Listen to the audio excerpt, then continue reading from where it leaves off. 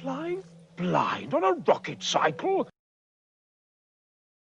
I don't know whether it's a product of lockdown or what, just because I've been off work, but I've been like getting back into cinema massively recently. Oh, that's great though. Like massively. It's all Uh, been rekindled, it's- which has been nice. That's been yeah. really lovely. I mean, a lot of my viewing when I'm at work, because it's so, it's so sort of I'm hardly here. I'm hardly at home. It's very rare I'm actually at home. Um, it's mostly like very quick stuff. It's stuff that's not very taxing. It's YouTube. It's Right. Let's Plays or something like something Yeah. relaxing. So cinema can be a bit of an investment, I find, especially if it's like Mm. big, grandiose or something challenging. But Yeah, no, sure. lately it's just been I need to have like a film or something every night. It's Mm. been great fun. I mean, I've found some gems, really have. I watched The Lighthouse. Oh yeah, I saw you've been Oh, raving about that, man. oh, it's so Yeah. good. No, you've convinced me to watch it because It's I was on the fence, but it's I mean, I suppose part of the tendency is to look at it and think, oh, it's black and white. It's going to be artsy. It's going to be very sort of like pretentious. It's not. It's not. mm. It is beautiful, and it is a very clever film. It's a very beautiful film, but it's surprising the variations of mood that it has. Like I did not expect it to be laugh out loud funny. Oh, okay. Like But it has some of genuinely. that going on. Oh yeah, it's funny all the way through. It's hilarious actually. It's really genuinely funny, but it is also massively disturbing, incredibly oppressive and dense. And you've got, I mean, part of the joy of it is you've got he's just watching these two actors just acting against one another Mm. on their own in this very, very isolated environment, and they're obviously having a ball. You can Okay. tell they're loving it. You can tell they're just in the, and Robert Pattinson is a bit of a revelation in this. I've got to say, he's Oh, really okay. good. Oh, well, good. I'm glad to hear that. He's really good. I get the impression that maybe he is underestimated because of what he's been in before. Yeah, maybe. I mean, Yeah, it's interesting, isn't it? You think about the alumni from that kind of, massive teenage franchise, and it can be a bit. I mean, I think Daniel Radcliffe's done some great stuff since Potter. I mean, mhm. some really good stuff actually. Yeah. The I can't remember the name of the movie, but the one he did where he was, he was undercover in the white supremacist movement stuff. Yeah. Oh, yeah, That that was was a very good. great film. Yeah, Yeah, I it was really very, enjoyed it. very good. And he was good in it. So I always like it when those I really enjoy it when those teen stars kind of find a way to break Yeah. out and Absolutely. I you know mean, with make with their own Robert stamp in the Pattinson, world. I get the impression that he suffers from the Brad Pitt syndrome, which is because he came to the fore as the pretty boy, didn't he? And that Mm. tends to work against him because he's actually very good. You Oh, know, yeah. I when mean, it's he's funny you say that. I dismissed Pitt as an actor for like a decade. right, I think right. it probably wasn't until 12 Monkeys I was like, oh shit, he can actually act. He's actually pretty damn Because good. all anyone would do is bang on about how good he looked in Legends of the Right, Fall, and I was like, well, I don't give a right.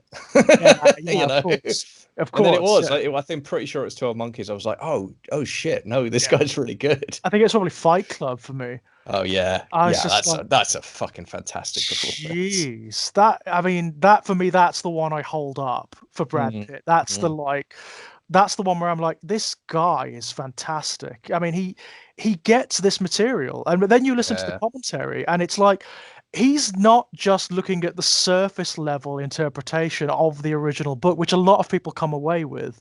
He's actually looking very much deeper Mm. into what the implications are, and he gets it. They both get what this story is about, which I thought was amazing. Uh, Yeah, and I think for me the other Pitt performance is Seven. Actually, oh my I think God, he's really underrated in Seven. I think yeah. that's a tough old bit, and he really commits to that part, and I think he does a great job. Well, he's got like such a range of emotion to Mm. portray in that, and of course you get the ultimate moment, the Yeah, moment at the end, which is wow, um, really powerful, very difficult to portray without going too much or without not going enough, yeah. and he just hits it. I think he hits it just on the mark.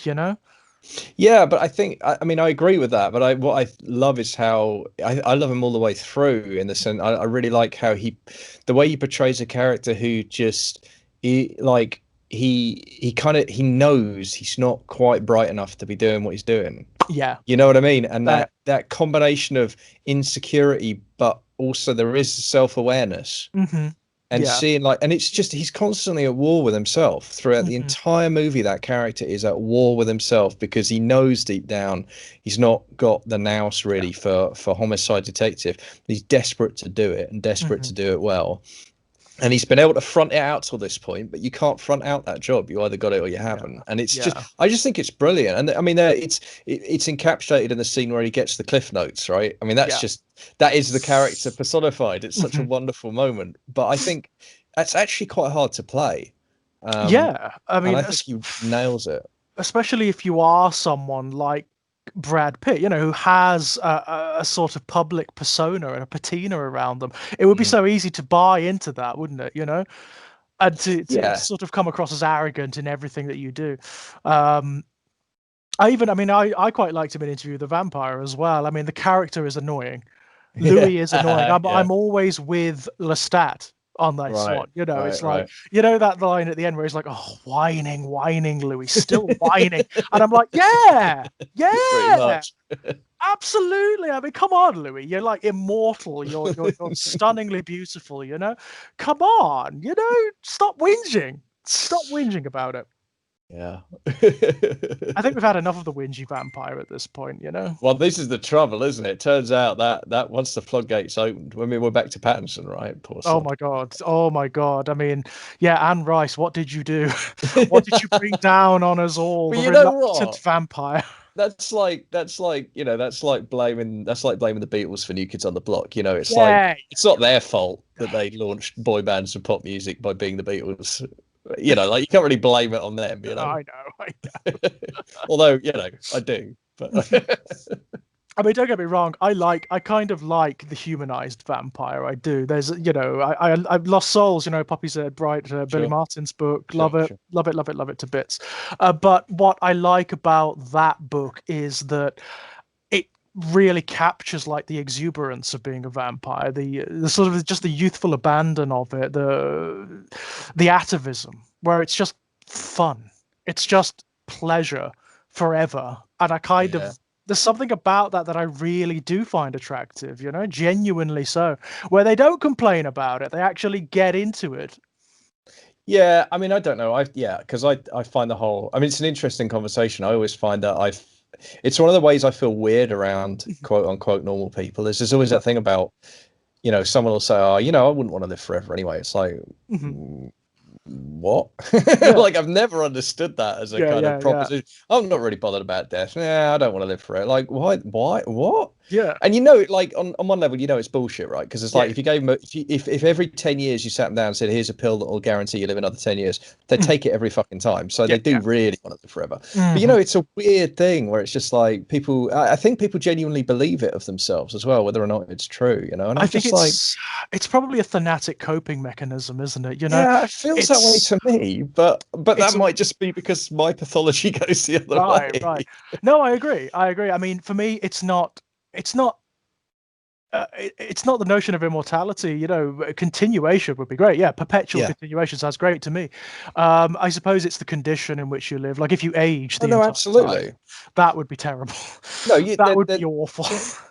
Granted, there's a quality of life threshold, absolutely. Yes, definitely. But stipulating that, I mean, Jesus Christ, man. Oh, there's never enough hours in the fucking day. No, absolutely. I mean, for vampirism, of course, if you're a vampire, say if you're made a vampire when you're young, in most mythologies, you stay that way. Yeah. Forever. Yeah. That's like, it's not a bad deal, absolutely. Is it? Really? And also, I just don't like sunlight anyway. I was going to say, like, that's the other thing. Like, it's just not that big a loss, really. It's not that big a loss. It absolutely isn't. Night person, everything's nice and quiet, Fine. Sounds great to me. I'd rather read by firelight anyway, so... Yeah. I would have a ball as a vampire. I absolutely would. In every conceivable way. Probably draw far too much attention to myself. That's almost certainly true. Well, that's the danger. Yeah, you got to watch out for the normies. Yeah, absolutely. The thing is, that's something either of us can relate to in our everyday life, as it is. The distance just grows. It just becomes a chasm. I find myself in that Alien on Safari situation very, very often. Yeah. Very often. But yeah, just lots of great stuff. I mean, I've been watching a lot of the sort of found footage documentary horrors, which I love. I've got such a mark, not in the sense that I buy into them, but in the sense that I love them. No, I mean, that's cool, isn't it? We all have things that light us up, and if that's, that's Yeah. a particular genre that appeals. I mean, what I love about that approach is, I mean, for me, I kind of like it. I like it kind of on an intellectual level because of how it feels to me like it levels the playing field. Like they're so Yes. much easier to make, and it really Oh, is a way for like young filmmakers to cut their teeth, and you can be really inventive with that format. oh, some of them, some of the ones. I mean, I find the best ones are the ones that have got no budget that are on YouTube. Mm. There's a lot of crap. Obviously, there's Yeah, yeah. enormous amounts of really terrible bits of work because, as you say, anyone can do it. I mean, Mm. more so now. Obviously, with the escalation in technology, the fact that everyone has a video camera in their pocket that's like Yeah, really that's it, isn't it? sophisticated compared to how video cameras like were like 10 years ago. Anybody can make one of these films. Anybody can make one. The really good ones have certain specific qualities, I find. The big one is the Blair Witch Project. I just love that film. I love it to bits. And Yeah. I rewatched it. Was on the iPlayer recently, and I saw it was up, and I was like, oh, I've got to watch it. I've got to. It's almost like a ritual, you know. It's got like it does have that element about it, and I know I could recite that film from beginning to end. I could give you every fucking line. I really could. Snot nose and everything. I'd have to turn on the cam for that, get like really right up the snot fissure as you get from Heather towards the end. But it still gets me. Yeah. I don't know whether it's like associative or what, but I find there are certain beat moments, and when you reach them, I get this really cold chill, this feeling of dread, and it's great. Yeah, I mean, it's always, I think, any work, whether it's horror. I mean, the other genre I think of like that is comedy. I mean, the ones that get you the first time how they want to get you is great, but the ones that get you that way 100 times, that's something special. That's a Oh, special. definitely. Whether it's horror or comedy, if it makes you laugh that 100th time or gives you that chill the 100th time, that's a piece of art. That's a piece of work. It'd probably be like the Python films for me on that. Right. Holy Grail, just every single fucking time. It's ridiculously stupid. And, Yeah. like most people of our age and of our ilk, yes, I can recite the whole fucking film. Yeah. It doesn't stop Obviously. it being like painfully funny to No, watch, does it? every time. Every damn time. Right. And The Life of Brian. The Life of Brian is just a Yeah. masterpiece, When it comes to like the one thing, I mean, most of it makes me laugh, but the one that gets me every time is Michael Palin playing Pontius Pilate. It just Yes. it slays me. It's ridiculous. It's so good. It slays me. I was explaining that to my kid the other day because we had this. We walked the dog and we got this thing where we voice the dog, and for some reason the dog talks like Pontius. The dog's got a speech impediment. I don't know why. Don't ask me why. Ziggy's got a speech impediment. It just is what it is. So she's all like she's going to protect us from the Wuffians and the Wapscallions.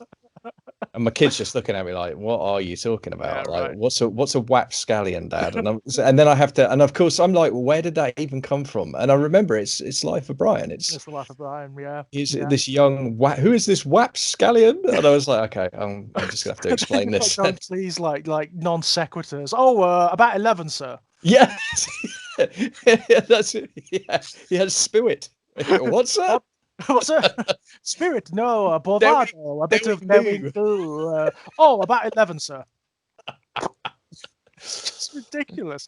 I mean, it's like it shouldn't be funny because it's so stupid. It's so like it's not even playground level. High school kids wouldn't do that unless they'd seen the film. But it's the setting. It's the fact that it is Pontius Pilate and it's supposed to be reverent. Yeah, absolutely. I mean, that whole movie that's one of the big things it's doing the whole time, isn't it? Oh, definitely.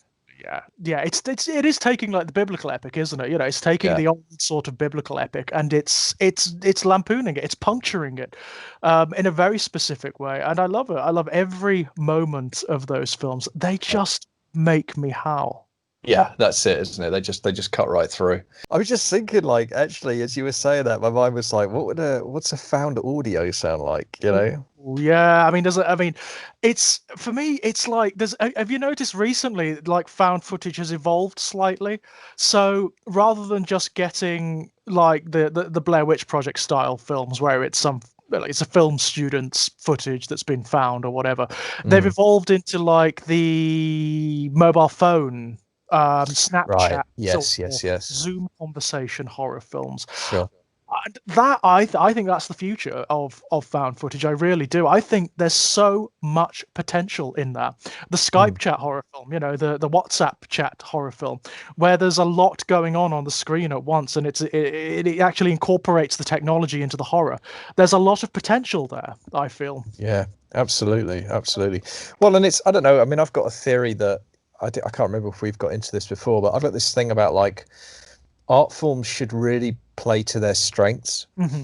You know, like there's certain strengths that are inherent in certain forms of art, and I think that Hmm. the best, I mean, you know, in terms of writing, you know, you think about whether or not you use first person or third person, Right. and the kind of language that you use to tell the story, depending on what you're trying to convey. Like those choices help create an impact on your reader, you know. Hmm. Even though those are kind of mechanical decisions, they're about the emotional impact. That's how you make the decision as to which tense is the best one to use, and Right. Right. all that kind of stuff. And I think that applies even to forms of art. I always think like the innate strength of theatre is that you are physically in the room Yes. with the people doing the performance, and the best theatre finds ways to exploit that and take advantage of it to make it a visceral experience, Hmm. and make it feel in a good way, make it feel unsafe, make it feel like, because Right. you're, you Right. know, make it feel tactile because you're there, and it should take advantage of that. And I think the best playwrights are the ones that write knowing that they're doing stuff that probably wouldn't work in cinema, but it works in a Mm. theatre because you are there and they are there, you know, or Yeah. at So least. they're taking into account the format of what Yes, they're doing. exactly. Or at least takes advantage of that dynamic, uses it for good effect, you know, Mhm. uses it. And I think that for me, it's like all of this stuff is the same. Obviously, there's things that cinema can do, that theatre can't, and vice versa. Mhm. And it's about figuring out where those are. And I think for me, found footage, the reason I love it so much as a concept. I mean, I haven't seen a huge number of found footage films, but Mhm. two of my very favourites are actually, so Blair Witch we've talked about. Actually, Yeah, of course. one of my other classics that I think is criminally underrated is Cloverfield. I think that is a Cloverfield, yeah, absolute God, yeah. fucking masterpiece. I really do. Well, I think it's taking the very underrated. notion of the found footage film and then the kaiju film and Yeah, throwing them together is yeah, actually really clever, isn't it? I mean, I know a lot of people have issues with that film because the format actually makes them ill. It actually makes yeah. them sick, and that was a big problem with the film. But if it doesn't, I think it's a very clever way of breathing life into that and making it it brings it down to a very realistic level, doesn't it? I mean, the thing with most kaiju disaster films of their ilk is that they are highly theatrical. They Yeah, operate on this heightened level, which is very filmic. It's very cinematic, yeah. Whereas if you do it in a found footage format, it brings it right down and you get to experience the actual horror of that situation. No, that's right. No, and I just love that. Yeah. And I think that that film absolutely nails it. And yeah, it is. There are, you know, I could quibble with some of the setup and some of the resolution. And if you think about it for too long, I mean, little things like, although it's very effective dramatically, the bleed through of the old tape doesn't make any sense Mhm. because it would have been Yeah. digital, and you don't get bleed Right. through on digital. It's an analog trick. Mhm. So that, you know, like, so all right, so maybe it doesn't pass the refrigerator test, but just as a visceral piece of cinema, I Mhm. think it's absolutely fantastic. Um, Well, there are and certain it doesn't. innate problems, aren't there, in Yeah, found yeah, footage? I mean, absolutely. the biggest one, the one that everyone brings up, of course, and it is the big one. Well, there are two. It's first of all, where does the tape come from? Yeah, sure. How's it found? Where does it come from? Who puts it up in on the cinema? And the other one is, why are they filming?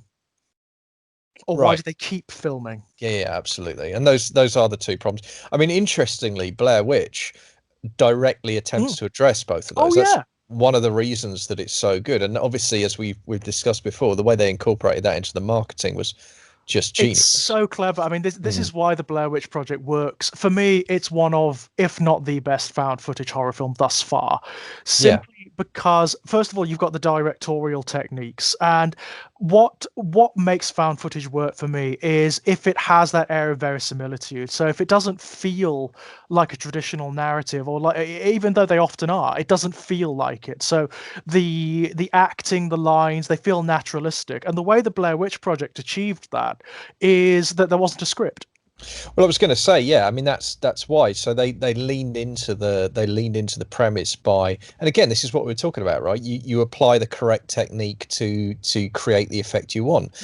If you want it to feel like raw footage of real people, then you make it improvisational. Yeah, because that will make it feel more real, because the dialogue will be more naturalistic. It will be more stilted and repetitive and stammered, and people will talk all over each other and the things that people really do. And that will create the verisimilitude, because that's why Blair Witch works, I think. Actually, it's the fucking performances. They are totally magnificent. They really are, and part of the reason they're so brilliant is because they are so naturalistic. And part of why they're so naturalistic is because they are actually in that situation. The actors had a very broad idea of what was going on, so they knew they were filming like a horror film in the woods, but they were actually in the woods, and they were actually like given less and less food, and they had less and less sleep, so the tensions and whatnot were building up. Yeah, I mean, the one I really enjoyed that I remember hearing about was that because the film crew would leave notes for the actors, wouldn't they? Yeah, that's right. When the guy loses the map, when he says that out loud, that's the first time the other two knew about it. Yeah, and that's great, because you're back to like John Hurt and the chestburster in Alien, right? It's the reaction shot that's like, it's kind of hard to fake that level of kind of surprise, genuine surprise, or in this instance, like shock and anger. Yeah. It's fury, isn't it? It's fury. I love that moment. I love that moment so much, because I understand why Mike did it. You understand why the character does it, because I mean, it is kind of useless, isn't it? The map is kind of useless. But at the same time, wow, what a move, what a thing to do, Oh, and it's a great moment where it breaks, because it is just, I mean, it really kind of, because that's kind of like the big nail in the coffin of the group dynamic. It really starts spiraling completely out of control from that moment. It's that coldness again, isn't it? It's that like, God, what's going on? What's happening? Everything's spiraling out of control, and it does it so well. The Blair Witch Project. This is probably a matter of the editing, where it has these peaks where there are moments where you just get those moments of dread. I mean, it starts when they first find the piles of rocks outside the tent. Yeah, absolutely. Piles of rocks which weren't there when they went to sleep. Yeah, that's an overt threat. Yeah, to absolutely. Viewer, that's a threat, isn't it? It's they're basically grave markers, aren't they? Yeah. Well, it's a threat and a promise, right? Yeah. And it's what it's promising that we don't like. I love the fact it would have been so tempting. It must have been so tempting for the filmmakers to add in a little bit more explanation, to throw in, maybe we should just throw in something you can see somewhere. Yeah, they nailed it. No, they absolutely nailed it. And I think that, I mean, like my missus to this day, she's like, because she takes the dog out in the morning down the woods, and she's like, if I ever find a little bundle of sticks, I'm just running out of that woods. I'm never looking back. Absolutely. Or a little doll-like configuration of sticks. Yeah, I'm out. Like, no, I'm out. It's like the unthinking malevolence in that film that I love, to like whatever it is, and you don't know. There's no explanation for what it is that's doing this to them. It's so cruel. Yeah. And unthinkingly, like, there's no reason for it. There's no rhyme to it. There's no reasoning with it. And they're screwed. There comes a point, for me, the moment they're done, that they're not getting out, they're done, is when they come across the area with all the twig figures hanging in the trees. It's like, you know what? You may as well just kill yourselves now. Yeah.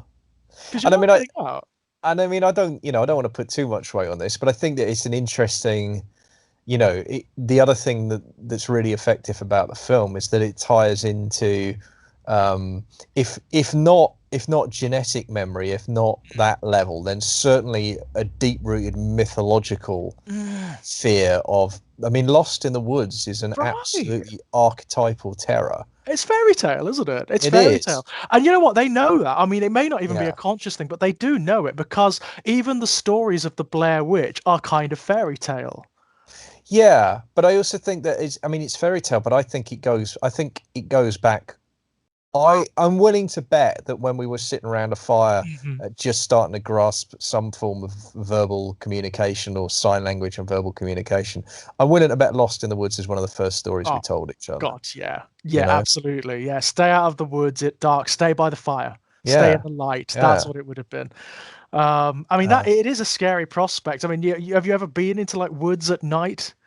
Yeah, a couple of times as a kid. I used to do live role playing, and the site we did it on had a woods nearby, and we'd sometimes venture out just to freak ourselves out. Really, because it was an event, but they weren't allowed to run. I mean, it would be held in May, so it would be light until late. But as soon as the sun went down, they stopped running events outside of the main camp because it just wasn't safe. But some of us would go out anyway. Yeah, of course you would. And it's absolutely amazing. And I mean, those were woods. You know, I knew those woods. They weren't very big, and I knew them like the back of my hand. And it's still, the darkness does change the environment. It's disorienting, isn't it? Yeah, absolutely. Everything is exaggerated. Everything is. It's much more difficult to sort of orient yourself. Oh, and shit just sneaks up on you. You know, you find tangles where you're not expecting them, and you forget like how deep mud is, or you don't realize how thick the bracken is, because in the day you can see it, and at night you can't see it properly, and suddenly you find yourself getting tangled or getting turned around. Yeah, it's really hearing noises that you don't hear in the day that are exaggerated because it's night. Yeah, no, it's all really that stuff. It's really great, and that was a very very safe, you know, echo of a ghost of a kind of what it must be like. But it's enough, you know, it's enough. Yeah, to give you that I mean, it's not like it's not the Pine Barrens, you know, which are like vast. Yeah, and wild and uncharted. And it's not somewhere I don't know, and I know, you know, I mean, I can still smell the wood smoke and follow that back to the campfire if I need it. Like, you know what I mean? Like, I'm not lost fundamentally. That's the thing. Then you add in, like, you layer in the notion of the supernatural, which is, you know, I mean, what I love again about the Blair Witch Project is you don't know if it is supernatural, really. I mean, there are certain things that point to that, but it could still potentially still be an artifice of one of or more of the filmmakers themselves. It could still be someone in the woods, you know. Oh, it could be some like Deliverance or The Hills Have Eyes type setup, couldn't it? It could be some bunch of sort of, you know, hillbilly psychopaths, and this is what they do for fun. You know, there is the great line from Mike, and Mike has amazing lines in this film, which of course he comes up with himself because there's no script. He points out that it cannot be any redneck because no redneck is this creative, which I thought was really funny. Yeah, you know. I mean, it's a funny line, but I think it actually demonstrates a failure of Mike's imagination. Right? It's like, what a bet. Right. You know, it's quite. No, I mean, it's a great line. It's really good because it kind of speaks to Mike's inherent prejudices as well. It's quite a good. Absolutely, moment. It does.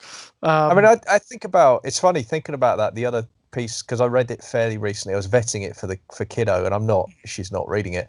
The girl who loved Tom Gordon, the king, because I thought, like, isn't that YA? Wouldn't that maybe be? And I read it and I was like, fuck no, this motherfucker. Probably not. Jesus, that goes dark, that fucking thing. But it's the same thing, right? It's Lost in the Woods. And it's just, it's so great. It's kind of archetypal, isn't it? You'll find it turning up like all the time in different forms, but all the damn time. I mean, absolutely. Even in something like Wind in the Willows, you know, you've got it's manifest in the Wildwood. Oh God, yeah, absolutely. When Mole goes off in, it's amazing. That sequence is amazing. That is absolutely fantastic. It's like phantasmagorically cool, and it's frightening as hell. It's frightening as hell. He's seeing what you would see at that time of the year, at that time of night, in like a sprawling woodland. He's seeing faces in the bark. He's hearing noises. He's hearing the wind howl, and it's sounding like voices. He's seeing spectral things between the pitter trees. patter, pitter patter, pitter Yeah. patter, pitter patter. No, that's It's a awesome. phenomenal sequence. Yeah, It's a an really awesome great. sequence. There is actually a really good Rankin Bass cartoon adaptation of the Wind in the Willows from the 1980s, and it's largely quite funny. You know, it's light and jaunty. The Wind in the Willows is, but the sequence where Mole goes missing in the Wildwood is absolutely horrific. It's not very long, but it's like out of context with the rest of the film. It's so delirious and strange because it shows you they use all of these weird animation techniques to make it look like you're seeing through Mole's distorted perceptions. Right. It's really frightening. It's great. Oh, that's cool. I mean, it's a great. I mean, that book is a wonder. I mean, it's a joy to read, and it's a joy to read out loud. It's one of the few that kiddos asked to have twice. So you know, she's had it twice. But yeah, the Wildwood sequence. I just relish reading it. The language is beautiful, and it's paced. I mean, I think it's written to be read out loud as well because it's so beautifully paced, and the language is so rich. Yeah, it's gorgeous. I mean, what struck me this time around, because I've read it a couple of times, you know, since I was a kid, but what struck me this time around was just how healthy the relationships are portrayed in it. Yeah. It's really sweet. I mean, it's a very male book. I don't think there are any female characters. There's one notable female character in the entire thing, and that's the washerwoman. The washerwoman, I was thinking. And the washerwoman's daughter is in it too. Right, yes. But beyond that, there are none. There are absolutely none. It's an entirely male book, and all the main characters are male, and all the principal relationships are male, and they are beautiful. They're absolutely beautiful. The big one is the one between Rat and Mole. Oh, it's just gorgeous. It's just such a beautiful friendship. And I mean, what I like about it as well is like Mole's quite spiky, you know, he's insecure and he has these jealous fits and he has, you know, the ego and I love all that. And I mean, snaps at Rat a couple of times. Yeah, he does. A couple of times. I mean, Rat snaps too, but it's always good-naturedly, you know? Yeah. There's a point where they're lost in the snow in the Wildwood when I think he calls him a stupid animal. Yeah. I think Rat calls Mole a stupid animal at one point, but it's not. And I think he immediately apologizes. Yes, you know, he's really like, okay, I'm sorry, old chap. It is just because of the situation, the circumstance. Yeah. But Rat is very emotionally intelligent. Yeah. Massively emotionally intelligent and understands people. He understands when people are feeling particular things and feels a great degree of empathy, which is wonderful. I mean, even their relationship to Toad. I mean, Toad is an enormously problematic character. He would be very easy to give up on. Yeah. But they don't. Well, like it's so interesting, isn't it? They just have this faith in Toad's inherent decency, don't they? For all of his kind of foibles and for all of his, I mean, you know, compulsive behavior. The guy's an addict. Yes. Let's face it. With a series of fads that he gets, you know, intensely addicted. I mean, it's interesting now you look at it, think like, I mean, there's almost elements of a kind of ADHD there in the sense of like exactly what I was thinking. You know, really intense fixation, but flitting. You know. Obsessive tendencies. Yeah. There's a bit of that, but for all that, you know, and the nice thing is they're right. Like there is a decent core to Toad. Toad's not mean-spirited. No, that's right. He's not cruel. He's just he tends to operate in his own particular world, and his world doesn't really have consequence. When he's in the midst of his obsessions, his world doesn't have any consequence at all, and that becomes dangerous when he becomes obsessed with motor cars, obviously. Well, I think what I find really interesting about Toad is he is both simultaneously extraordinarily selfish and extraordinarily generous. Yeah. At the same time, and that's really interesting character traits, because it is hard to hate someone who's incredibly generous, even if they are also sometimes very selfish. Yeah, absolutely. And you will be exasperated by such people, but you won't, you know. I think what it is as well with Toad, it's that he is not mean-spirited. Even when he's being selfish, he's not being mean-spirited at all. That's right, yeah. It comes from a decent place, and that counts for a lot. Absolutely. It really does. Yes, I mean the biggest sin he's guilty of is thoughtlessness, right? Yeah. I mean that's really, which is a problem, but it's normally it's kind of forgivable in the grand scheme. Yeah. No, it's adorable. That it's a wonderful. And I mean, Badger's always been my favorite character. I love Badger Yes. so God, much. yeah. No, I love it. As soon as Badger comes in, when I'm reading it, I do my best Ian McKellen, which is not very good, by the way. But that's Badger as far It as I'm so concerned. is, isn't it? It's either Ian McKellen or Michael Horden or someone like Yeah, that, yeah, isn't yeah. it? You know, That someone with a bit one, of gravitas. absolutely. But he's got lines that I just adore. I love his curmudgeonliness. I love the fact that he hates company. He actually says, "I hate company." You know, he is an isolationist. He's an isolated creature, and he likes his own company. Or rather, he says that, and then in the next sequence, his house is full. Yeah. It's full of creatures that are coming seeking his advice, you know? Well, you know what it is though. It's with Badger, his company on his terms, right? That's exactly it. That's I mean, exactly it. It reminds me of the line in the I'm rereading the Holmes stories at the moment. So I'm doing a podcast with Jack Graham about the Sherlock Holmes stories, and there's a line in I think it's in A Scandal in Bohemia where Watson's talking about, I've just got married, I've just started my practice, so I'm not seeing much of Holmes, and he says, I've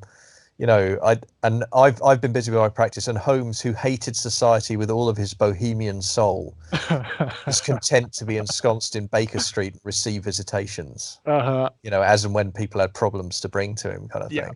And I think there's kind of, that's Badger a bit, isn't it? It's like he's all right for people to come to him when they need him, and it will do. But like society as a concept, it's a bit of a rum deal as far as he's concerned. It's the notion of being obliged to see people on their terms. He's not interested in that. And I must say, there's something in my soul that just resonates with that. Oh, absolutely. There really is. There really is.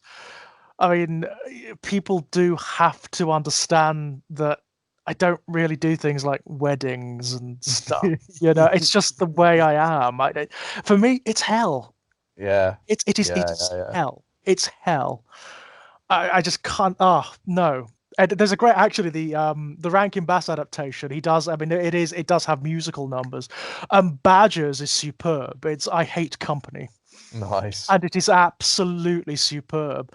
Some of the lines in it are fantastic. One of which is, "Don't invite me. I'm a certifiable pest." Nice. And I'm like, yeah. That's so good. Yeah. Simply can't abide society at all. But it's also just like, I love it because it feels to me like like Badgers are, they're tough little bastards, Badgers in real life, they are kind of grumpy, and they're like, they're not aggressive, but they will defend themselves aggressively if you fuck with them, and just kind of leave Badgers alone, let them do their thing. Just let them get on with it. Yeah. I just love the spirit. He is kind of my spirit animal, Badger. I love him in every respect. And then he becomes like this sagacious character. He becomes the Gandalf character, doesn't he? Which I really love. I really love. Well, it's that. I mean, I love the way he's the reluctant leader. That's the thing, isn't it? Like, he does step into that role because he recognizes he's got the authority to do it. But it's the best kind of authority. It's earned authority. It's authority born entirely out of respect and admiration. And it's reluctant as well, isn't it? It's not like he doesn't want the mantle of leadership. He doesn't want. He's reluctant to take it on, and he's very quick to give it up as soon as the conflict's over as well. That's the other thing. Like, as soon as he can step back, he does. And he's really cool.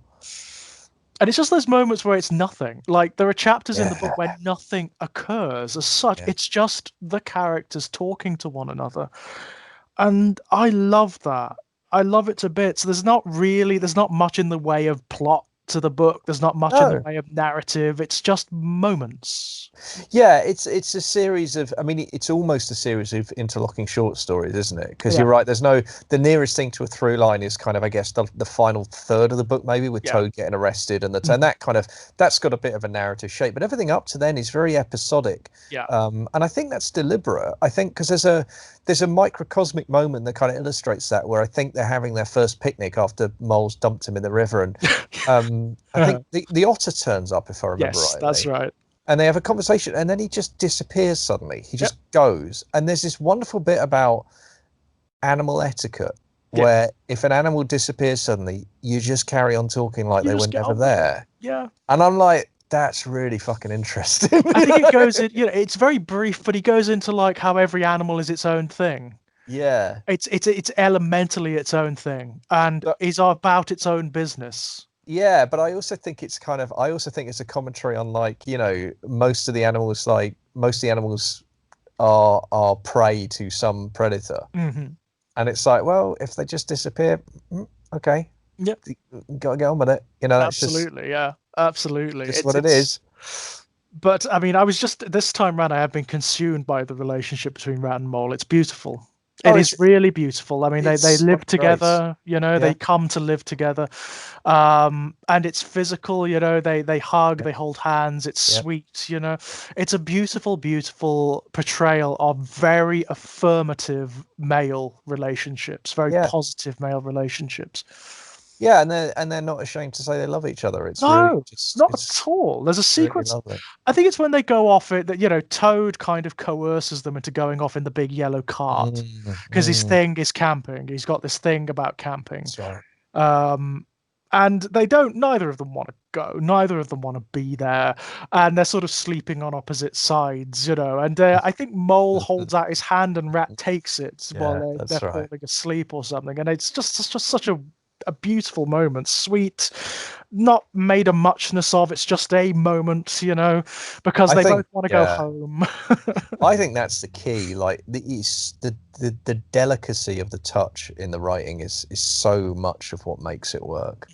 It's just it's never heavy-handed. No, not It's at all. just so delicate, and it's gorgeous.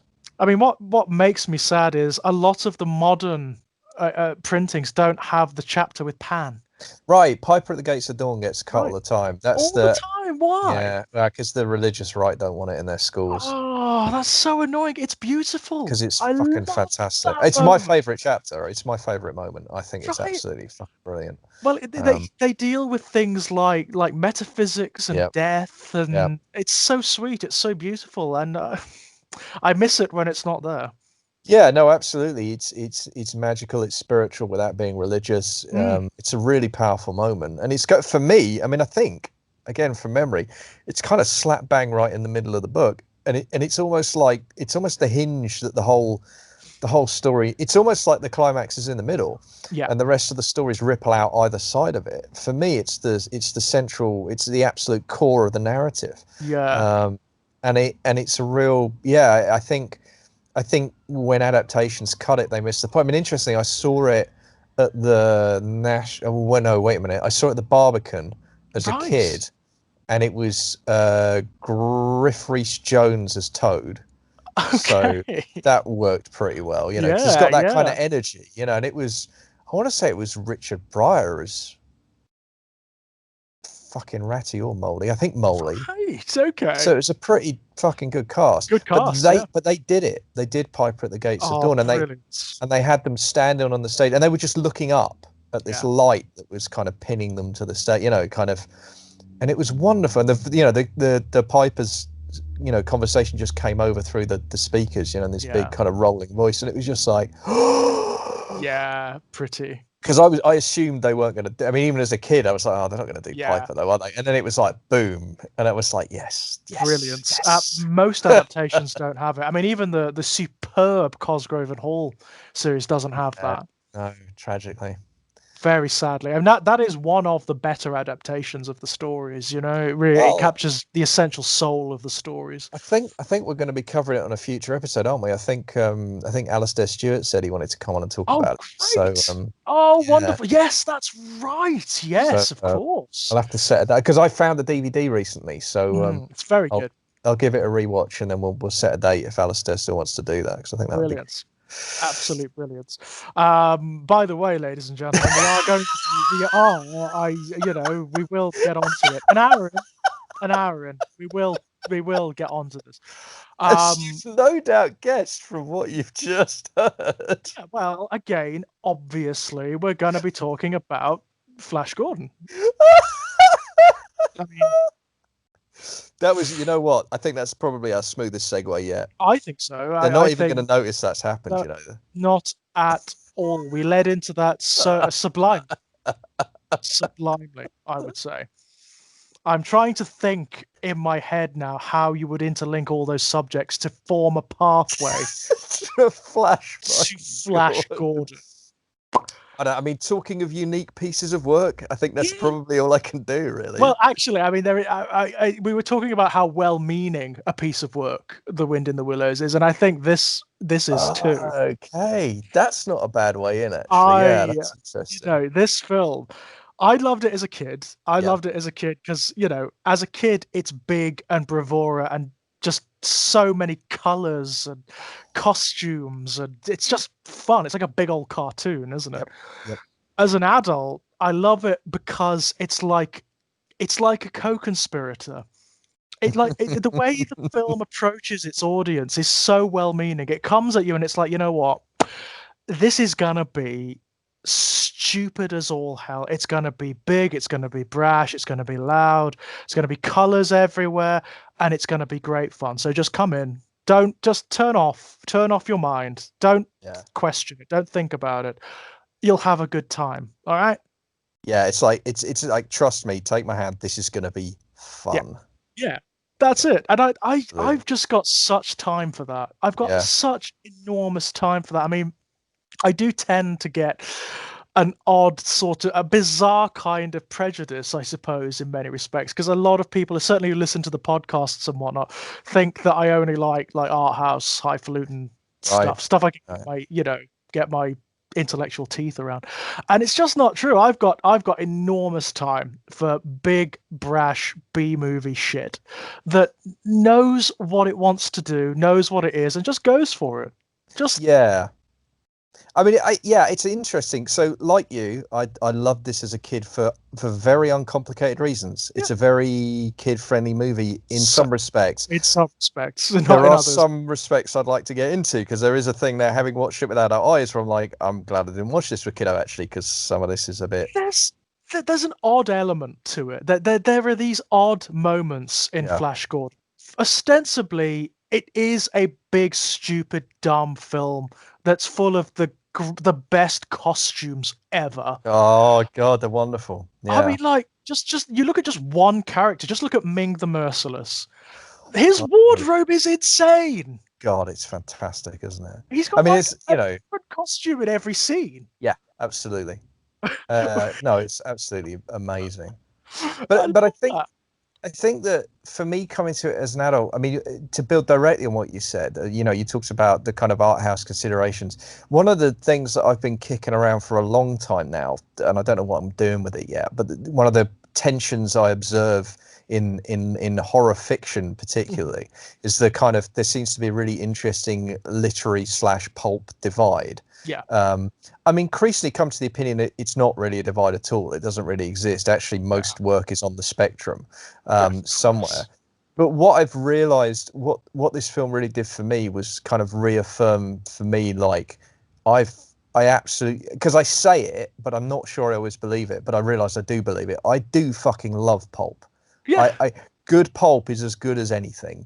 Pulp is as much fun as anything. Right. And this is so pulp. It's so pulp, it's unbelievable. I mean, there is nothing else. There's no pith, there's no seed, there's nothing. No, 100% pure pulp. And it's interesting because, again, relating to that, one of the things, you were talking about kind of your own sort of, whatever you want to call it, prejudice or snobbery or whatever. I realized for me, one of the things I think, or used to think, certainly, I used to think that I had an issue with the kind of camp as an aesthetic. I used to think there was something about camp that I don't like. And actually, I've realized that's actually not true either. Or not always true. Because this film is as camp as an incredibly camp thing. I mean, my God, it is essentially an extended Queen music video, isn't it? From the first instance. Dun, dun, dun, dun, God. Dun. Yeah, it nails its colors directly to the wall. Absolutely. You know what you're getting. You know what you're getting here. And it gets camper. Yep. It escalates just amazingly. I mean, the moments that are on Earth, that are set on Earth, which isn't very long because the film knows where its strengths are. Absolutely. Are so sedate. They may as well be in monotone compared to when it gets to Mongo, and everything just explodes. Everything's pink and gold and red and black and bronze, and it's just Wow, No, wow. it's fantastic. But the thing about it is I mean, there is the explosion of colors, but there's also like the aesthetic and the design aesthetic is incredibly strong. Oh, You know, every element of the yeah. film, like every element, the sets are amazing. Oh, they are exquisite, and I mean, and they're in appalling taste, but they're exquisitely done. Amazing, aren't they? I mean, Yeah. like I was paying attention to stuff like not just the sets, but the costumes that are in the Yeah, background yeah, that just the yeah. minor characters are only in one scene are wearing. Wardrobe had fun with this one. I mean, Ming's court. That's exactly the scene I was thinking of as you were talking. That is it's just a riot. It's just like, Right? I mean, you know, I've been to Notting Hill carnivals with less colour than that fucking room. It's Totally, yeah. astonishing. It's really just incredible, and it's all the stuff about like even within like take Ming's soldiers. There's you see like 5 or 6 different sets of uniform. There's these kind of gold skull things that look kind of like half-assed samurai. You know, armor. Right. Then you get these fucking weirdos who don't even talk. They make animal noises with like the full the red face. snaps. Yeah, the full face pig-like like gas things. mask. What the fuck And is they that? shriek when they're killed. They shriek like swine being slaughtered. I mean, there's actually. I mean, you were talking earlier about the moments in this film that are kind of they're almost contrary or incongruous to the tone the film sets, and there's a lot of them.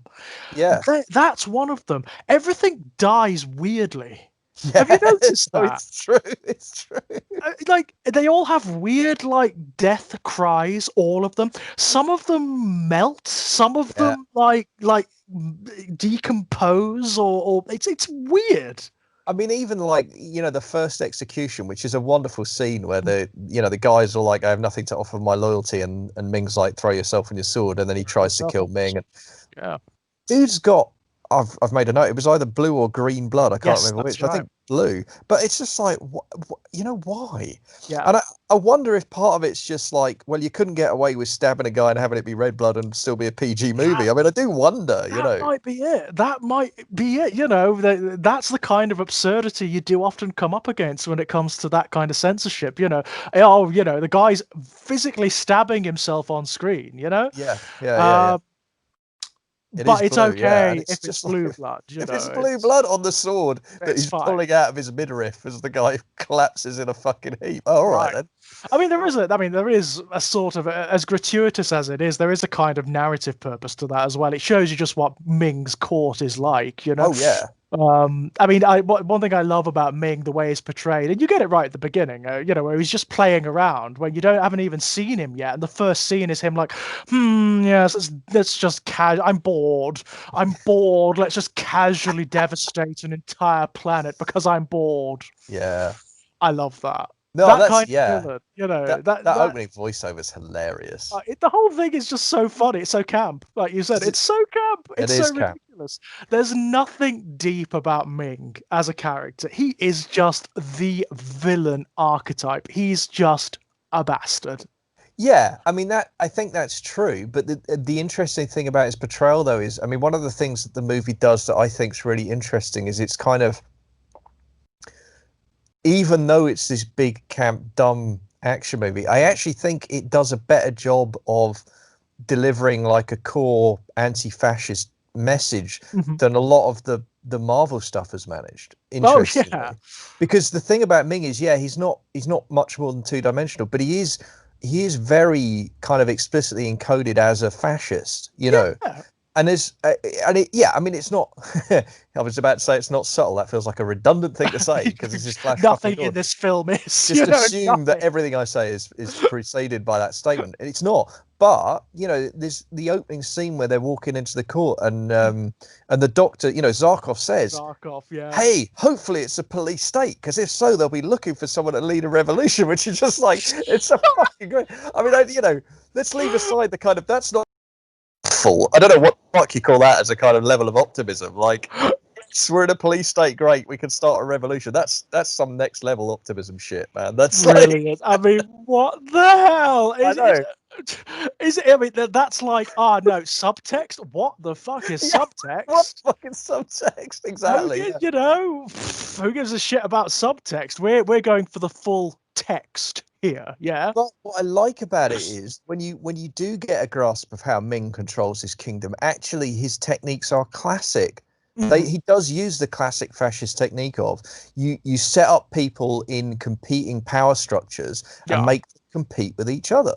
Yeah, absolutely, and it's really subtly done, really, isn't it? I mean, I know subtlety is not a big thing for this film, but it doesn't show you him, it doesn't he doesn't ever at any point state that he's doing that. No, I think his daughter explains it to Flash, doesn't he? Doesn't she when she's given him the flying lesson? But Aura, is it Aura? Yeah, something Aura, like that? it is Aura, and that's but the thing about that is like it's still, I mean, it's a very kind of primary colors basic explanation, but that is actually how those power structures work in real life. It is actually accurate, and I think it's really interesting because the film, it is a piece of pulp, but one of the things that's interesting to me is Zarkov is explicitly Jewish. Yes. Yeah. And it does have the sequence where when he's being mind wiped, we suddenly realize that he's not just Jewish, but he's a Holocaust survivor. You're right. Because his family fled Europe ahead of the Holocaust.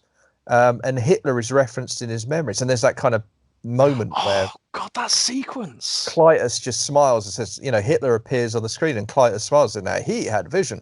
But what's interesting is, but that's explicitly linking Ming's regime with Hitler. That's making the connection and saying, like, yeah, this is in the same way that was a fascist regime, so is this. That's game recognized game, right? That's what that moment means. Absolutely. But I think it's interesting in a movie that is otherwise, completely, as you say, committed to being not Earth, to being this wild environment with all these crazy costumes and different people and different, although kind of with their own like insane honor systems and what have you. But it still ties itself to a very kind of 20th century concern at that point, a very live kind of real piece of recent European history, recent world history. Absolutely, yeah. And I think that's a really interesting choice. It's the kind of narrative that is very prominent in these sorts of stories, isn't it? This kind of pulp story, because it's something that's easily drawn. It's historically resonant. It's culturally resonant. So people don't need a great deal in the way of signifiers to pick it up. No, that's right, and I also think it probably comes from the source material, because it's, again, we're looking at 30s and 40s serial drama that was in the cinemas. Well, what else was going on in the 30s and 40s? So of course, it leaks in, and you get the same thing with Indiana Jones. That's the reason that the Nazis are the baddies in Indy 1 and Indy 3. It's the same reason. It's there in the source material, but I think it was still a decision by the filmmakers to bring that. For me, it's what's fascinating is the decision to bring that real world situation into something that is otherwise entirely fantastic. Yeah, right. And they didn't need it. They did not need to have that note of realism in Zarkov's character to make that mind wipe scene work. It was a deliberate decision, and it's a really interesting one. In fact, I mean, that entire mind wipe scene, I remember that sticking in my memory from when I was a child, simply, I mean, beyond any wider interpretation or significance, simply because of the nature of it. The way it is just a bombardment of quite surreal imagery at times. Oh, it's really hardcore. I mean, the death of his wife is really and it's, even though it's kind of, I mean, it's kind of odd because it's meant to be reverse chronology, but it's not. I mean, you don't see a body and then see a throne in the so it kind of messes it up, but it still works. I mean, it doesn't work on a logical level, it works on a visceral level. It really hits. And then again, you have the war imagery, you have and then you have the childhood, and then it goes to the fucking fetal heartbeat, and it's like, oh, right. Yay. Yeah, there is a kind of like universal resonance there, isn't there? That you just you do not expect to find in this kind of film. You just would not expect to find it here. You know what? It's a genuinely fucking strong moment. It really is. A visceral moment in this, pulp fantasia thing that's going on. It's great. Yeah. And with a character that up until that point has been a total stereotype, I mean, let's not beat that, because he's a total stereotype. But then again, so is everyone and everything in this film, Yeah, I mean, I think I'd have to describe Zarkov as archetype rather than stereotype. Archetype, yeah, it's a thin distinction, but the reason I draw it is just because I think the performance is so good. Yeah, it is. It's great fun. I mean, again, Zarkov, great character, love him to bits. Every time he Yeah, speaks, he's fantastic. He's basically the narrator. yeah, Is he he not? He's is. kind of, he's the one who tells like Dale and Flash what's Well, happening. He's he's the the one who fucking takes them. he's the brains of the outfit. Yeah. Of course, he has to do the exposition. hmm Fucking Flash's job is just to say like, "Oh, what's going on?" Well, Flash, I mean, have you noticed in this film, about this film called Flash Gordon, we've barely mentioned him. Ah, I mean, that's one of the. I mean, there are many. Actually, there are a lot of fascinating things about this movie for real. Like, I think it is a genuinely, for all that it is, in on one level, pure pulp, pure bubblegum. There's actually an awful lot of odd. And for me, one of the central things about Flash Gordon's movie that's fascinating is how is it possible to have a movie where the central character is actually like a charismatic black hole? Like how is it possible to have a charisma sinkhole in the Yeah. very center of your film and it not fuck the film up? Right. And yet, because the setting, the other characters Yeah, is so florid, that they're so florid, they're so fascinating, doesn't really matter. As long it as he doesn't. carries you to the places and to the other characters, that's all that matters. I mean, Peter Wingard as Clytus and Brian You fucking Blessed Brian and Blessed. Oh my fucking god. Timothy Dalton. Timothy This Dalton, yeah. plank of wood is standing next to Timothy Dalton, and Right. Dalton's having to do like all the fucking Yeah, work. Max von Sydow. I mean, Oh yeah. just sneering his way through Ming and having a blast, having a Oh ball. God, having a wonderful time. And yet, somehow I think it is just because everyone else is great. And you just kind of somehow that makes it. It's almost like they project Flash Gordon into the movie. It's almost like they project him onto this blank canvas that Yeah, Sam Jones yeah. is like. 'Cause oh God Because he's Almighty! kind of not there, isn't he? I mean, there's no sequence where you're looking at him as opposed to someone else, really. Yeah, no, he's so just white bread, isn't he? He's He so is. just like And fair, that is what Flash Gordon is supposed to be. He is that slightly vacuous, all American, as you said, archetype, as opposed to a character. and I think that I mean it's so weird as well that the film because I mean I don't know the source material very well, but I always think of Flash Gordon as being a kind of Dan Dare type character, like a That's pretty much space it. space. But yeah, but in this he's not. He's the fucking quarterback for the New York That's Jets. that's actually true of the original character Oh, it too. I is mean, okay. it's actually the fidelity to the original serial is quite strong. Certainly in the early chapters, that is what happens, and the comics as well. I mean, originally it was a comic. Because don't you That's find the assumption that being the quarterback of the New York Jets is basically the same as being a superhero? Just fucking so bizarre. funny. It's so funny, and the fact that this guy, who is he's not smart, he's not anybody, he's nothing. He is nothing, becomes the focus of this intergalactic rebellion. Yeah. It's just Oh, brilliant. it's I hilarious. love it. I love it to bits. I mean, yeah, you could definitely. I mean, because it is. You could definitely interpret it as white savior narrative because it is. Yeah. But you know what? This film is so good natured. It doesn't matter. I mean, I think what I would say is that I think Zarkov does complicate that a bit. Yeah. Because I think Zarkov actually does a lot of the fucking heavy lifting in this film. Actually, that's another interesting comparison to Indiana Jones. You know that whole gag about when you really look at the plot of Raiders, Mhm. Indy's completely superfluous to events. If Indy Right. hadn't been in the film at all, events would have played out pretty much as they do anyway. Like it really does. He doesn't need to be there. Right. He Right. doesn't actually have any impact on the events, and it is. I mean, I think that does hold up. It's kind of when you look at Flash Gordon, it's not dissimilar. Flash doesn't Right. actually do fucking much in this movie except bounce from disaster to disaster.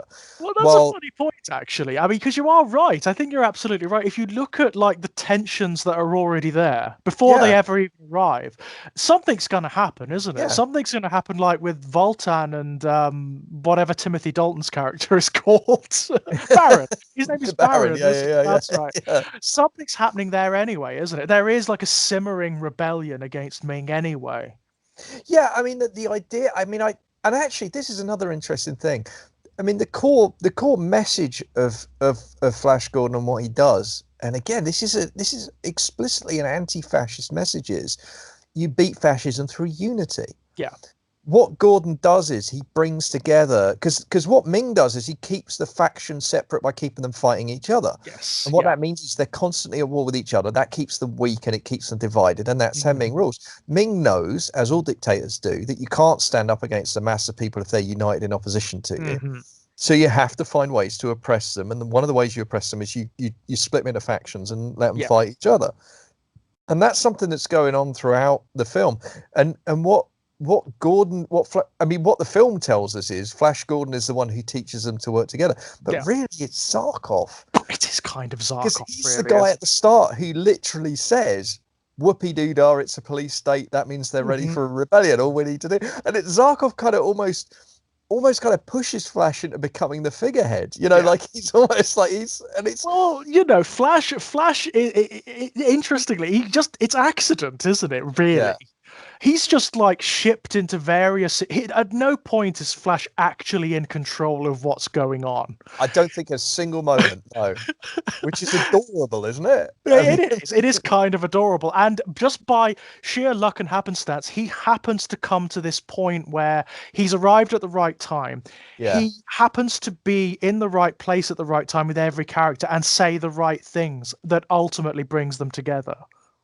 Even at the end when he strikes the final blow, which is with a war rocket, that's the weapon he has to use, but he's kind of given it by Ming, isn't he? It's like everything is chance. Everything is chance. It's not because of any innate quality that Flash Gordon has got. In fact, technically, were it not for Aura, he'd be dead. Flash Gordon's superpower, honest to God, his superpower is somehow not fucking dying. That's literally his superpower. Right. Yeah. I've been running through the narrative while you've been talking, thinking about what he does in this film. And basically, right, he picks a fight in the chamber room and gets the shit kicked out of him. He gets executed but saved because Ming's daughter fancies him. Right. She rescues him and takes him off to the planet. He somehow manages to avoid getting killed by the Baron despite his best efforts. And then he gets saved by, what is it? Who does he get saved by in the end? Like, is it Brian Blessed who saves him from the fucking... on the planet Arborea, it's called Arborea. The reason I remember is because Brian Blessed says it in a very sort of profound way. We are in Arborea. Arborea. He nearly gets killed several times on Arborea, like when that spidery thing almost eats him under the ground. It almost sucks him under the ground, but Baron saves him. There's the test of the stump where he has to put his arm into the pit where there's something really venomous. And there's also the fight with Baron. So he dies. He almost dies a lot in Arborea. I mean, that last one, though, is the one that really fucks me up. So they stick him in the pit, and then he does the trial by combat thing, and the stump. And I mean, actually, I have to say as well, the one moment where the dude actually does do some acting. Oh, yeah. The moment where he puts his hand in the stump, pretends to be bit. Yep. That actually worked. It's like, dude, did you just take classes for that one fucking scene? What is that? What's going on here? It's yeah. such a great, it's a genuinely brilliant, he really sells it. Right. And I'm like, fuck, dude, you had that in you the whole time. What's going on? And it's one moment. It's literally 1 5 second, and then he's back to being a plank. But you think, oh, this is weird. What's happening? But why the fuck does the Baron save him from whatever the fuck that thing is that tries to eat him?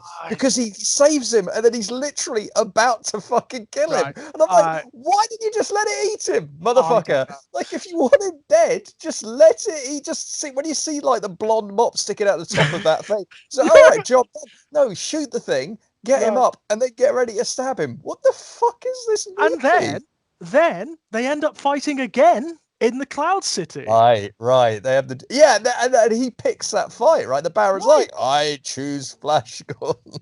Right. What the fuck, man? I just, as I said at the beginning, you don't question. No. You don't start applying any kind of criticism or analysis to this film. You just let it take you.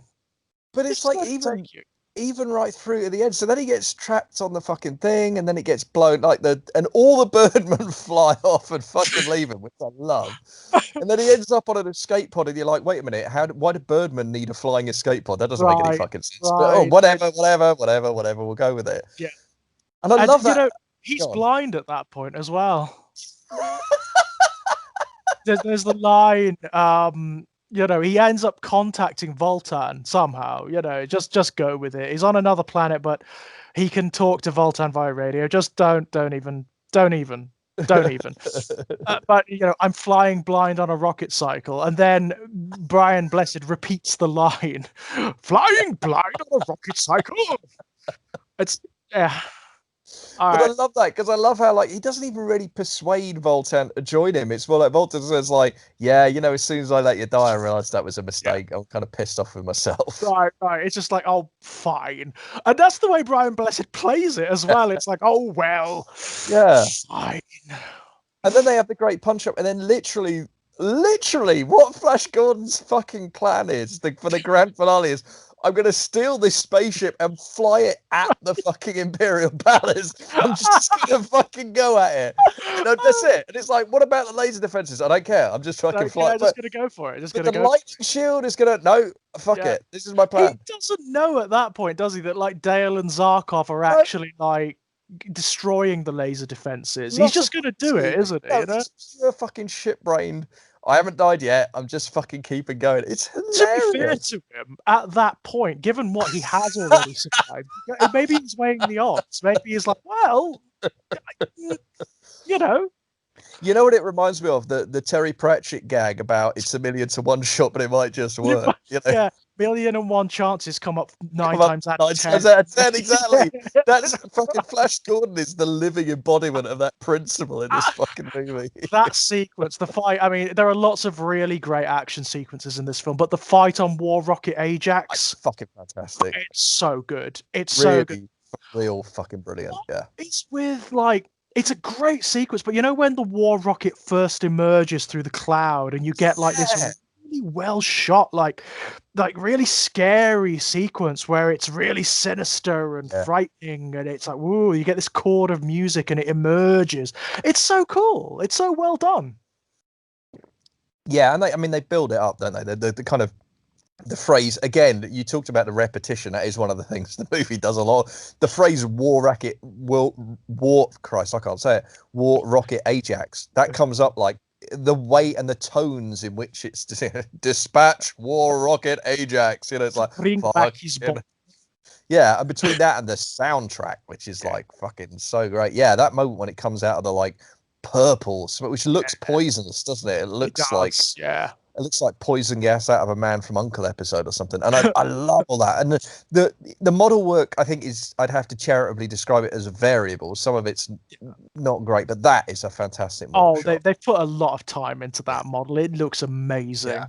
It really does look good. The approach to Arborea, not so much. But but it isn't that interesting. But I think it is, as you say that, I think it is the spaceships they spent the time on, because Zarkov's ship looks fucking fantastic. Yeah. Yeah. The escape pod thing that he's on, the rocket ship, that looks great. And Ajax looks fantastic. Ajax is probably the apex of it, isn't it? I mean, they've just gone nuts on that model. They knew that it was going to be a big sequence. I mean, obviously it's the finale. They knew it was going to be significant. They had to sell it because, of course, it is also the weapon, isn't it? You know, it's the weapon that Flash uses ultimately to.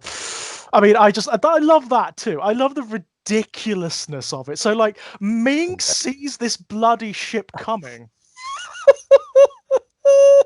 And it's miles away. Yeah, literally miles away. And somehow, Flash pinpoints. He manages to crash this burning wreck of a vessel just so that it impales Ming on its pointy edge. You know, it's like, what? That's so funny.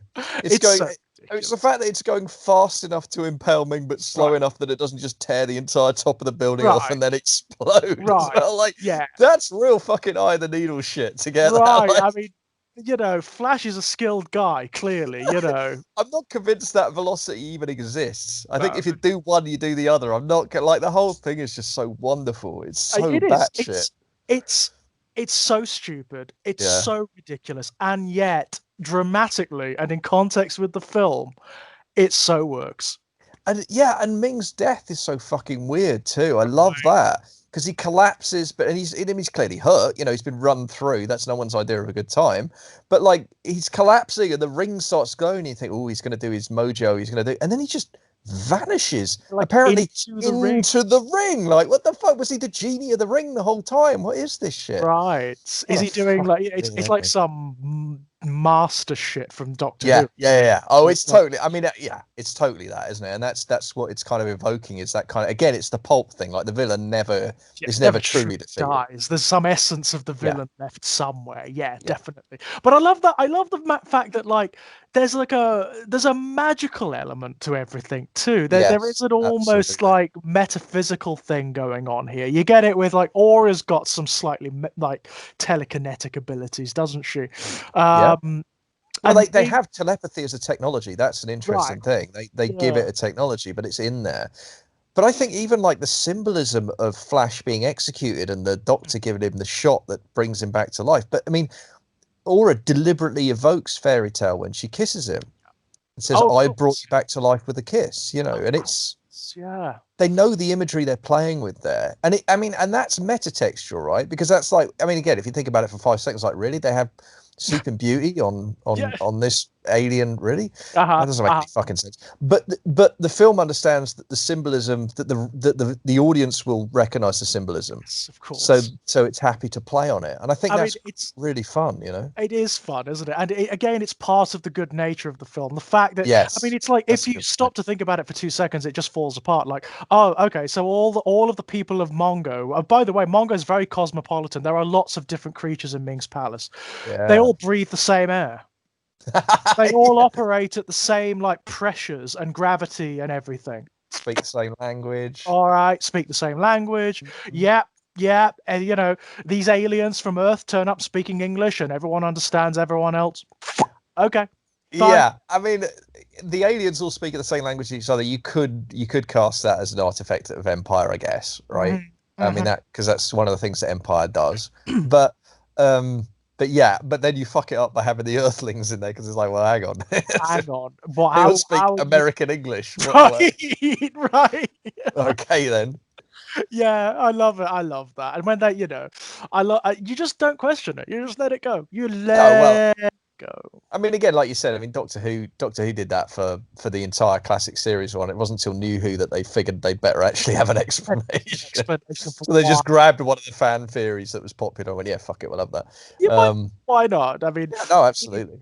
One of the biggest laughs I've gotten out of recent Who seasons is hearing Dalek speaking German.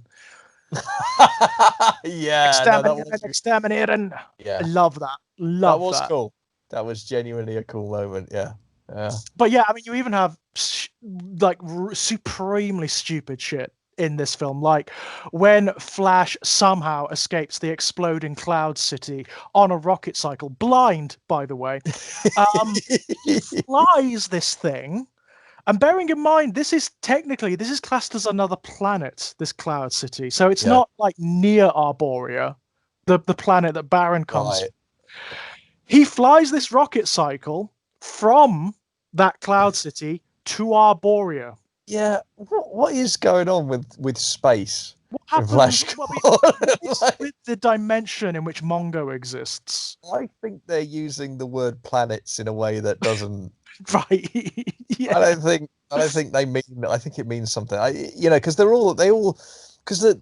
all have their own atmospheres, don't they? But all of these planets appear to exist in a wider breathable atmosphere, which doesn't make any fucking sense at all. It does seem to be the case, doesn't it? It does seem to be the case.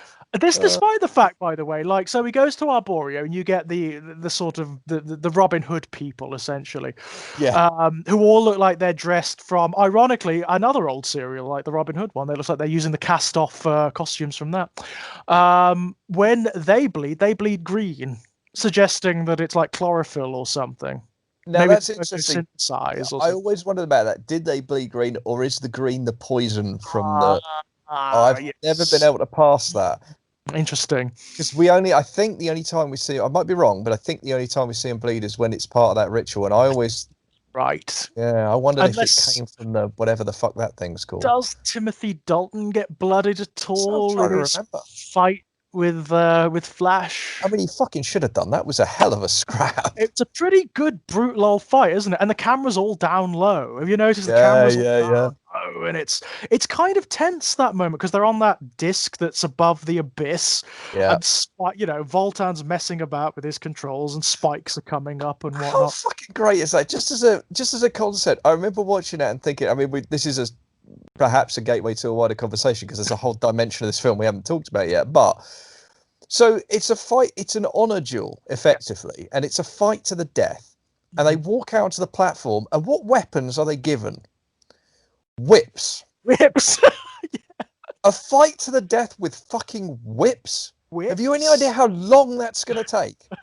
Like, what the fuck is going on? An honor duel to the death with whip, and it's like, because let's face it, and this is kind of, maybe this is a way of, like, this is a really, really, in addition to everything we talked about, this is a fantastically horny movie, right? Oh, actually, this is something, I really wanted to come on to. I mean, fantastically horny. And I think that's the moment, really, when I kind of threw my hands up in the air. It's like, you're not even fucking trying to hide it anymore, movie. No, like, there are sequences. There are sequences in this film that are like borderline softcore. Yeah, you know? And again, they're like the moments of horror which crop up every now and then. They're kind of weird. Yes. And yet, at the same time, kind of fit. Yeah, and I don't know how it manages. I mean, that's the trick that I still don't understand. That's the alchemy that this movie pulls off that it has no right to pull off. Because there's stuff like, I mean, drink this wine from the pleasure galaxy or whatever. Right. Will it make me forget? No, but it'll make you not mind. Oh. Right. Okay. Yay, then.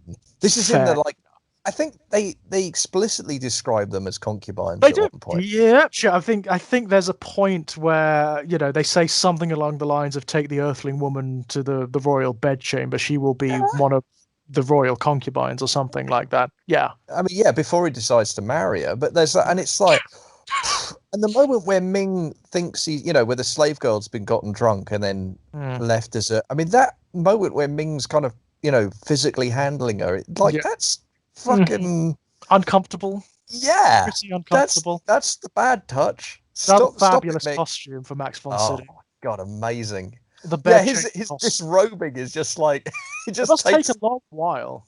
You'd think he'd have attendance, wouldn't you, to do something like that? But it's like he's even got a special costume for the funeral. Yeah. For the execution. Yeah. And again, like, what is Flash wearing in the execution? It's like just this leather thong, isn't it? God, what is he wearing? Yeah, leather boxer shorts. That's the Queen moment right there. Yeah, that is right there. Jesus. Yeah, Freddy's like giving that 2 thumbs up. Like that is the fucking outfit. I mean, he's not my type, but yeah. It's just astonishing. But there's that, and there's and the bedchamber, and then there's and then what the fuck is going on between Ming and his daughter? Right. Yeah. There is. I mean, it's initially subtext. Yeah. But when she actually ends up in the bedchamber. Oh, in the bedchamber. Yeah. She turns up amongst the concubines, doesn't she? Towards the end.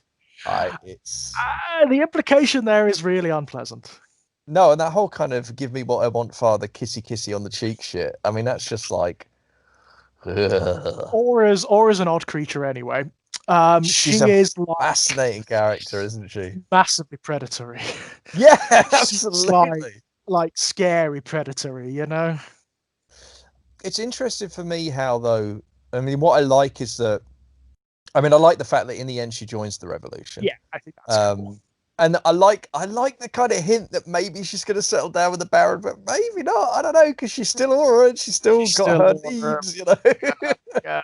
And You have who to wonder knows? if I mean, even like, Dalton can fulfill that, yeah. well, exactly. Good luck, Baron. Good luck. Right. Keeping I that get woman the impression she satisfied. need you alive myself. But, you know, it's... Well, she clearly has. I mean, like at the start of the movie, you know, by the time we've seen her on screen for 20 minutes, we know that she's got the Baron on a hook. She's also got the Doctor on a hook. Pretty much everyone around her, it seems. Right. That And seems to be what she is. She's like like a siren, isn't she? And she's using both of them transparently to get her hands on Flash as well, right? Just because she liked the look of him in leather pants. I mean, it's pretty fucking crazy, you know? One of the more sort of sexual moments is after she gets him out of the tomb, and it's just a moment where she's dressing him. Oh man, yeah. And it's like there's this zip up moment where he's got like it's like a rubber or latex costume of some description that clings to his body form, and it's like, all right, okay then. I think she put you in that for other reasons than disguise, but you know. Well, and then you know the scene after that is the flying lesson scene where she's full on sitting in his lap, you know, kissing him on the neck while he's trying to telepathically communicate with Dale, which is fucking hilarious. Yeah. It is. You're absolutely right. There is an erotic element to this film. There's no doubt. And somehow that feels right with the just the sheer bravura of it, doesn't it? Absolutely. It fits somehow with the luxurious nature of the film, the imagery of it. I mean, I think what I find interesting is that it seems to me, and I don't know, this is probably a bit subjective. I don't feel like the movie judges Aura's sexuality, though. That's the key for me. Where the film's angry with her, it's about her complicity with Ming. Yeah. And she does change that, and she does decide she's going to choose a different path. But I don't feel like the movie's ever judgmental about her sexuality, and I think that's kind of... I kind of like that, you know? I mean, the same with Dale, you know, I mean... Yeah. It doesn't really punish her either. No, that's true. I mean, she's actually quite a cool character, all said. Dale's quite fun. Yeah, she's definitely brighter than Flash. She's got that sort of Princess Leia thing going on, where it's like, I'm not putting up with this. I'm not going to be a passive like princess character. I'm gonna be part of this rebellion. Yeah, and also yes, and I'm going to figure out how to do what I've got to do to get where I need to be based on the constraints that I'm surrounded by. But yeah, absolutely, and I think that she does a great job with that. Yeah, she's an active character. She's quite strong, actually. You know. Yeah. But I mean, the other thing with Aura is the fucking torture scene. Oh yeah, now that's a weird moment. I mean, you don't actually see anything as such. No, it's all implied, but the actress is really good in that moment. Yeah, you know, when Clytus suggests the ball worm, whatever that is, whatever the hell that is. You know what's so amazing about that? I had a picture in my head of that. I knew exactly what that fucking thing was. Yeah, I think most people do. You never see it. Exactly, and there isn't one. There isn't one, and yet I had this not a thing. Vivid memory, and that's all in the acting. I get the impression a lot of people who saw this film, you probably, especially if they saw it when they were young, they probably think there is a sequence where you see the ball worm, you see what it does. No. I think my mind maybe short-circuited, cross-referenced it with Rotha Khan and that thing in the fucking ear, you know, whatever that is. Right. And probably transposed that across because there had to be something. But no, not a thing. Fucking amazing. You see the marks on her back.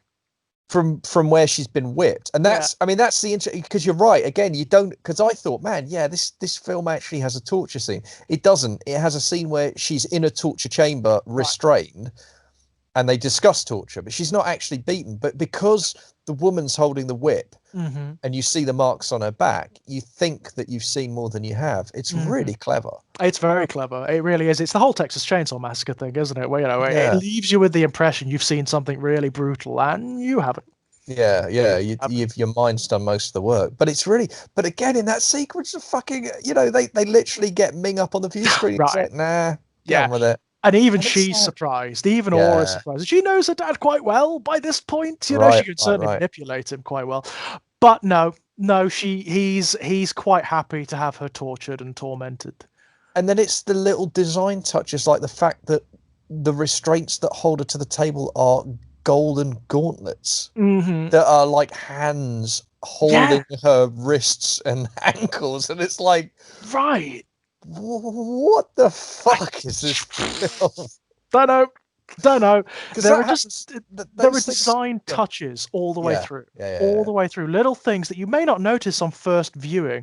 They're in the architecture, they're in the devices that are being used, they're in the vehicles, they're in like the machines and the devices. And it's incredible. There's like it's almost like looking at paintings by Mobius, you know, by these great science fiction artists, like European. There's certainly a European influence, like a massive European influence in the design. I would love to know who did it, who was responsible for the design work on this film, because it is luscious.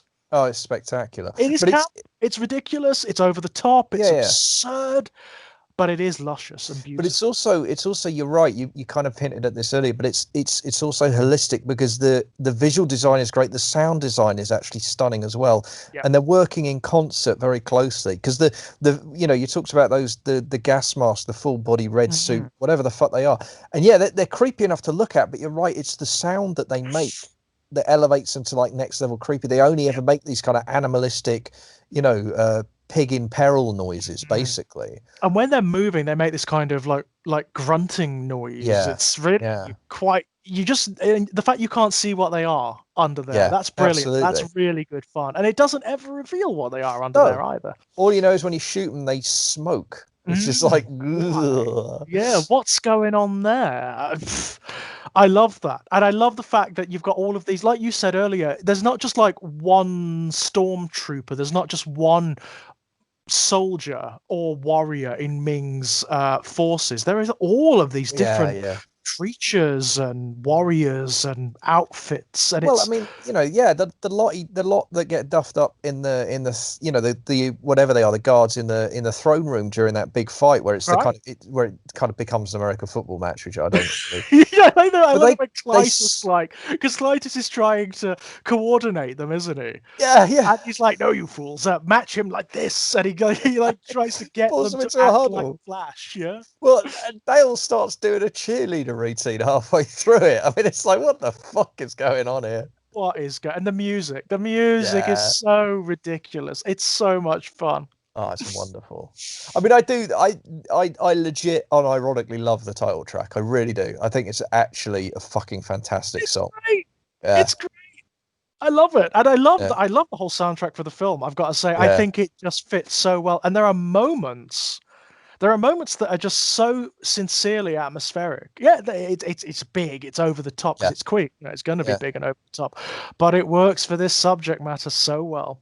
No, I tell you what, because we talked earlier about the fight on the war rocket, which is a superb sequence. But a big part of that is when that fucking Brian May guitar comes crashing in as the Hawkmen land on the ship to start the combat. It's just come on, man. When the war rocket comes through the cloud and they see for the first time the Hawkmen all sort of arrayed. Yeah. And you get the heroic tones coming through, which are really stereotypical and like could be from anything. They could fit in any kind of heroic narrative, but it's great. It's great fun because you do get for the first time this sense that shit's gonna go down. There's actually there is an organized rebellion now.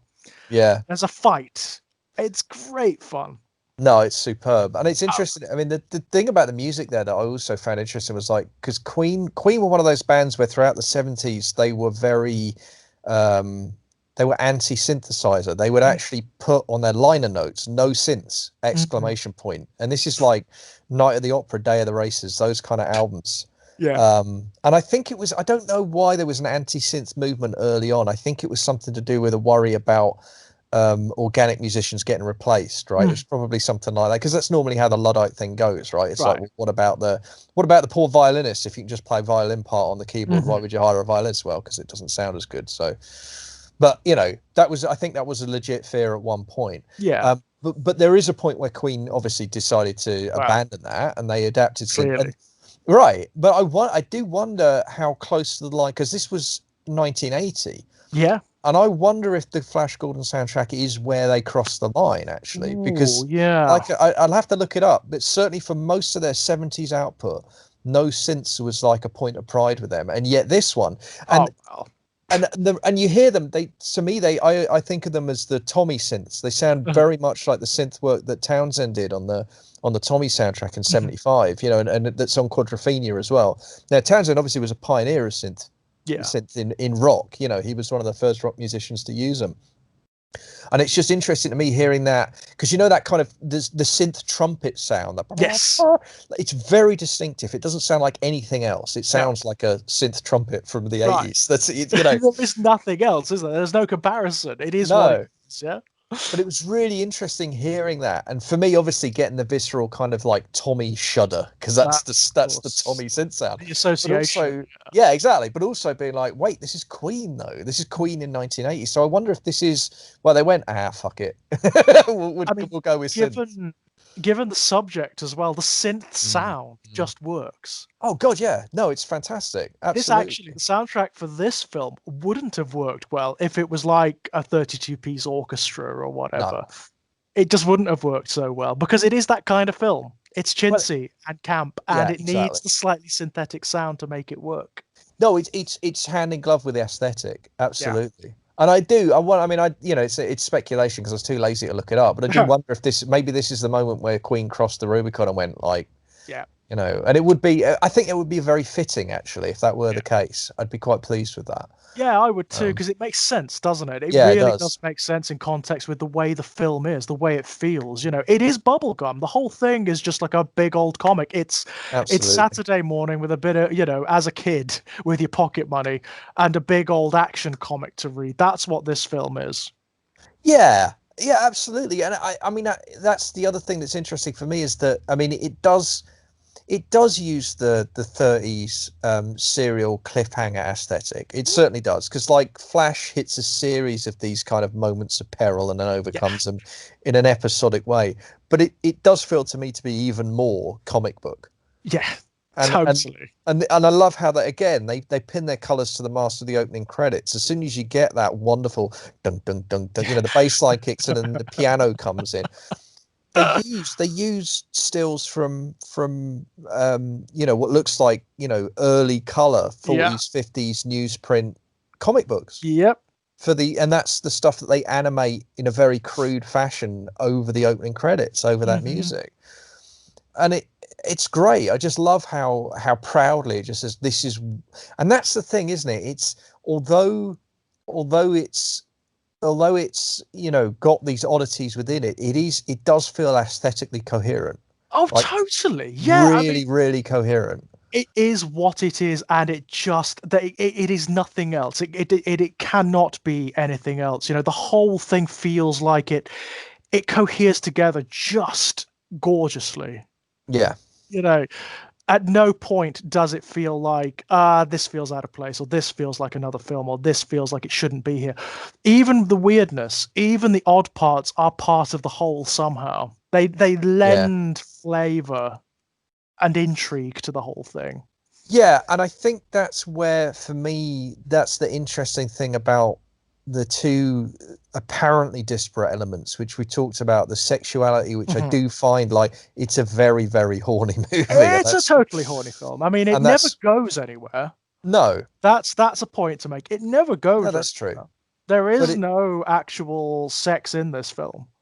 I mean, yeah, that's right. I think Flash maybe gets a couple of snogs, but that really is it. And they are, that's it. Mean, there's a fair bit of flesh on display, and most of it male. Actually, that's true. Yes, it's certainly equal opportunities. Yeah, at the very least, that is interesting. Well, again, though, with the camp aesthetic, that does kind of make sense. I mean, it's kind of. I mean, there is a pride parade quality to this. I could see this as a theme for a pride parade, like a whole parade could be done. In this, I call Ming, by the way. I just, you know, I'd need to get a skull cap or shave my head or something, but you know. Nice. No, I think you're right. I think it would work. And then the other disparate element, as I said, is that kind of the actual. I mean, I think this movie does a better job of interrogating Nazi politics than the indie movies does, to be perfectly honest. Right. I think the indie Nazis are more cartoon and less realistic than Ming's empire is in terms of the mechanics of how it works and how it's explained in the film. And I think that's really interesting because those look like disparate elements, but actually, I think you've put your finger on it. What actually does bind those elements together with the rest of the film is camp. Yeah. You know, because camp's rooted in gay culture, and gay culture by necessity is rooted in anti-Nazism. But of course, yeah. It can't be anything else, can it? And sexuality, because that's how people are being forced to define themselves. You know what I mean? And it's, you know, that whole thing about, you know, pride being a reaction against being made to feel shame. And it's like, no, fuck you. I'm not ashamed to love the people I love and to love them in the way I want to love them, you know. Or even just to, I mean, you know, even just to dress the way I want to dress, or act the way I gesture the way I want to gesture. And there is an element of that to this film, isn't there? The whole film, in its own peculiar way, is a giant kind of fuck you to film convention of the era. You know, it's not dark. It's not sort of taking itself seriously at all. It's just this giant theatrical camp carnival. Yeah. Which just didn't get. But yeah, absolutely. But what I find interesting is that the serious that serious strain with the politics thing sits perfectly. It should be incongruous, but it's not, because actually the camp aesthetic has to include that. It's part of what that is. Absolutely, like, camp by its nature is an offense to the far right. Well, you also have to look at the nature of Mongo as a society as well. I mean, Mongo is an empire, so it actually incorporates lots of different cultures and lots of different species that are being forced into a state of homogeneity by Ming's rule. Right. Yeah, no, that's a really good point. Yeah. So there is an innate reaction against fascism here. Yeah. No, definitely, and it's baked in. But I mean, I love how it's baked into the premise. I love the fact that it's literally described word for word by Zarkov. By Zarkov, the Jewish character. It makes sense, you know. No, exactly. It makes sense. Yeah, a guy who fled the Holocaust. He knows what he's fucking talking about. He knows it when he sees it. Yeah, he knows whereof he speaks. He recognizes the type. Yeah. And I love the fact that he couldn't be mind wiped. I mean, I just love that. I really do. That's cool, and I like the way he describes it as well. What is it? It's a piece of music, isn't it? Oh, it's a bunch of different things. It's people's it's his mother's smile. It's pieces of music. It's passion. It's just imagination, and it's really. I mean, it should be. That is exactly the kind of speech that normally makes me throw a remote control at the telly. Yeah, oh, absolutely, because it's so cheap. It's so like, oh, you're not even going to give like a mechanism for why he has a bit. It's just oh, we need him to be here at this point. So we're just going to give him this long speech about how he couldn't be mind wiped. Yeah, and I love it, but the way it works is like Zarkov just sells it with just sheer fucking sincerity. Yeah. In the performance, he just he just brazens it out, and he just dares you to laugh, and you kind of think, oh, all right, fair enough then. Yeah, you just you run with it. It's like everything else in this film. Nothing makes sense. Nothing makes sense. It's fine. He couldn't be mind wiped. He couldn't be mind wiped. Fine. I mean, the moment where they're on the you know the Hawkmen are all flying off and they're leaving behind, and Flash is all like, "Help me with these curtains. We'll make parachutes." Like, you're in fucking space, you moron. And someone else says, "Oh, it's." I think Dale. You know, Dale's like, "Flash, it's like 50 miles down." Right. It's like I was like, "I don't worry about that. You'll reach terminal velocity far before you reach 50 miles." And that's the moment where you feel it's got to be deliberate, because Flash kind of goes, "Oh, okay, great." Like, it is deliberate. Flash, come over here, mate. Terminal velocity. Let me just explain what that phrase. Yeah, it's so. There are a few moments where, like, the film just basically tells the audience, "Yeah, we know, we get that it's stupid." Like, there's the Ming's wedding, the vows. Oh God, yeah, that's so great. Yeah, what is it? Do you swear not to blast her into space? There's that like pregnant pause. Such time as you become weary of her. Yeah. I mean, it's interesting, isn't it, that the forced marriage scene is a kind of staple of a certain kind of daring do swashbuckling adventure. It is a recurring. It's I think. God, if you watch any adaptation of Robin Hood, it's going to happen. Yeah, absolutely. I think about adaptation of Robin Hood. I mean, it's one of the. I mean, Rickman owns every scene he's in that version. Well, actually, that's a really good shout because Robin Hood, Prince of Thieves is almost like the sister film to this. Yeah, you know what? There's now you mention it, there is a lot of crossover. Although I think It's- I think maybe only the problem is in Prince of Thieves that maybe only Rickman's in on the joke. This is it. This is the difference, isn't it? You This know? is the main difference. Prince of Thieves is basically the medieval version of the same camper, yeah? Yeah, But Prince of Thieves doesn't know that it's stupid. It doesn't know yeah, and I don't think it's it quite. Well, I don't think they were all in on the joke. I mean, no. actually, as I think about it, I think you know what, Costner does have a twinkle in his eye for quite a lot of it. And I think that Guy Gisborne and the sheriff both know. But, Oh, you know, Rick totally gets it. But- Rickman totally gets it. but Christian Slater, on the other hand, Yeah, I think that's he's the in a truth. different movie to everyone. Like, he didn't get the memo. Yeah, I think so. I think you're right. I mean, it is just like this film in the Yeah, sense it is. that you do need to turn off every brain cell Yeah, to watch that film. I mean, But it's even more also- so because I would say that this film, as you were saying earlier, it has sort of like the underlying commentaries on fascism and whatnot. yeah. It's Robin Hood, Prince of Thieves, not so much. No, and I think also the other thing about this movie is that I think that I God knows, right? Who knows whether it was intentional or not? But it's really interesting to me that the fact that it does feel like the fact that Flash himself is such a non-entity is actually Yeah. part of the point somehow. Yeah. And I'm Well, not sure it I've becomes quite like a got to the cipher, bottom doesn't of it? it. I mean, the whole Yeah. thing with Flash is that he becomes the icon of this rebellion, right? He's Yeah. the cipher of this rebellion. And they kind of invest all of their hopes into him as the icon, as sort of like the saint of this rebellion. In that regard, it doesn't really matter who he is or what it just all that matters is that he's at the right place at the right time. Well, yeah, I mean, it's very kind of, the whole thing's very kind of hero's journey template, right? Right up to, the refusal of the call where he tries to get off the spaceship and blah. Yeah. I haven't mapped it, but I bet it's pretty close to beat for the hero's journey. You know, the execution and all that.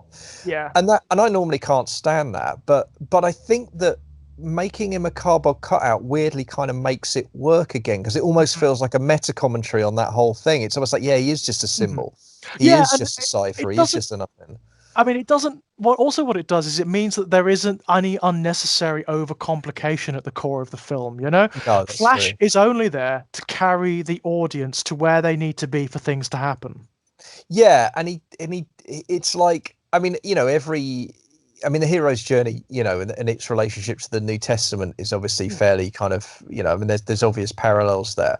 But what I like is like, yeah, Flash doesn't ever have what Mick Jagger called his moment of doubt and pain, does he? Oh, because he's not bright enough, frankly. He's not bright enough. No, he He hasn't just got any fucking- insight, has he? You know, it's like, man, Just like, we've got to work together. Let's Yeah. be friends. let's work be together. friends. Yeah, he's like a 1980s Saturday morning cartoon character, isn't he? Yeah, Like oh, that's as far as he goes. That's as deep as he goes. And beyond that, he's kind of nothing. But it's interesting because if you think about the Jesus parallel, we're almost back to one of the films we were talking about earlier. It's almost like the kind of this movie's all. I can't believe this is on purpose, but it's almost like the Life of Brian commentary again, isn't it? Kind of. You know, the whole gag about like Brian's not the Messiah, but everyone thinks he is. Yeah. And with Flash, there's kind of a similar kind of the thing where it's like, It is kind of the same. Yeah, it's like we were saying earlier. Like, if it weren't Flash, it would have been someone else. yeah, It was there anyway. You see it from the moment they set down on Mongo. The moment they set down, the tensions are there. yeah, absolutely. You know, the It's tinderbox is there, yeah. It's going to happen.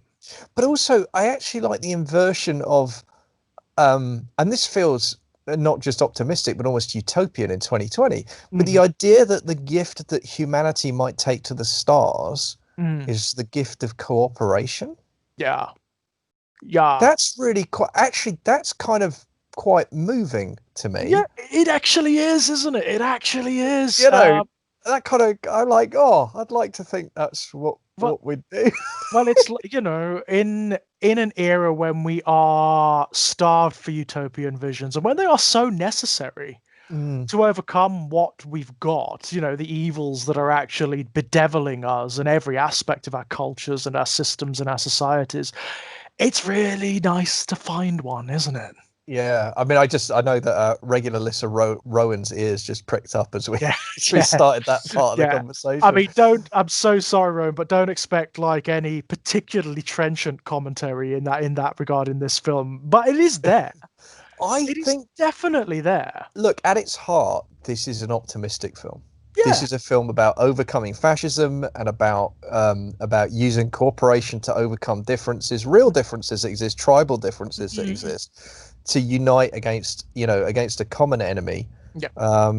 and to win through to a more enlightened age. And that is, that's I mean, that is utopian. That certainly is Of course it incredibly is. optimistic. And it's odd, isn't it? It's I'm so I think even in my own mentality, I'm so much in the kind of I'm so much in the road at the moment. You know what I mean? I'm so much in I know that mode. It's like we're just going. This is just all going completely to hell.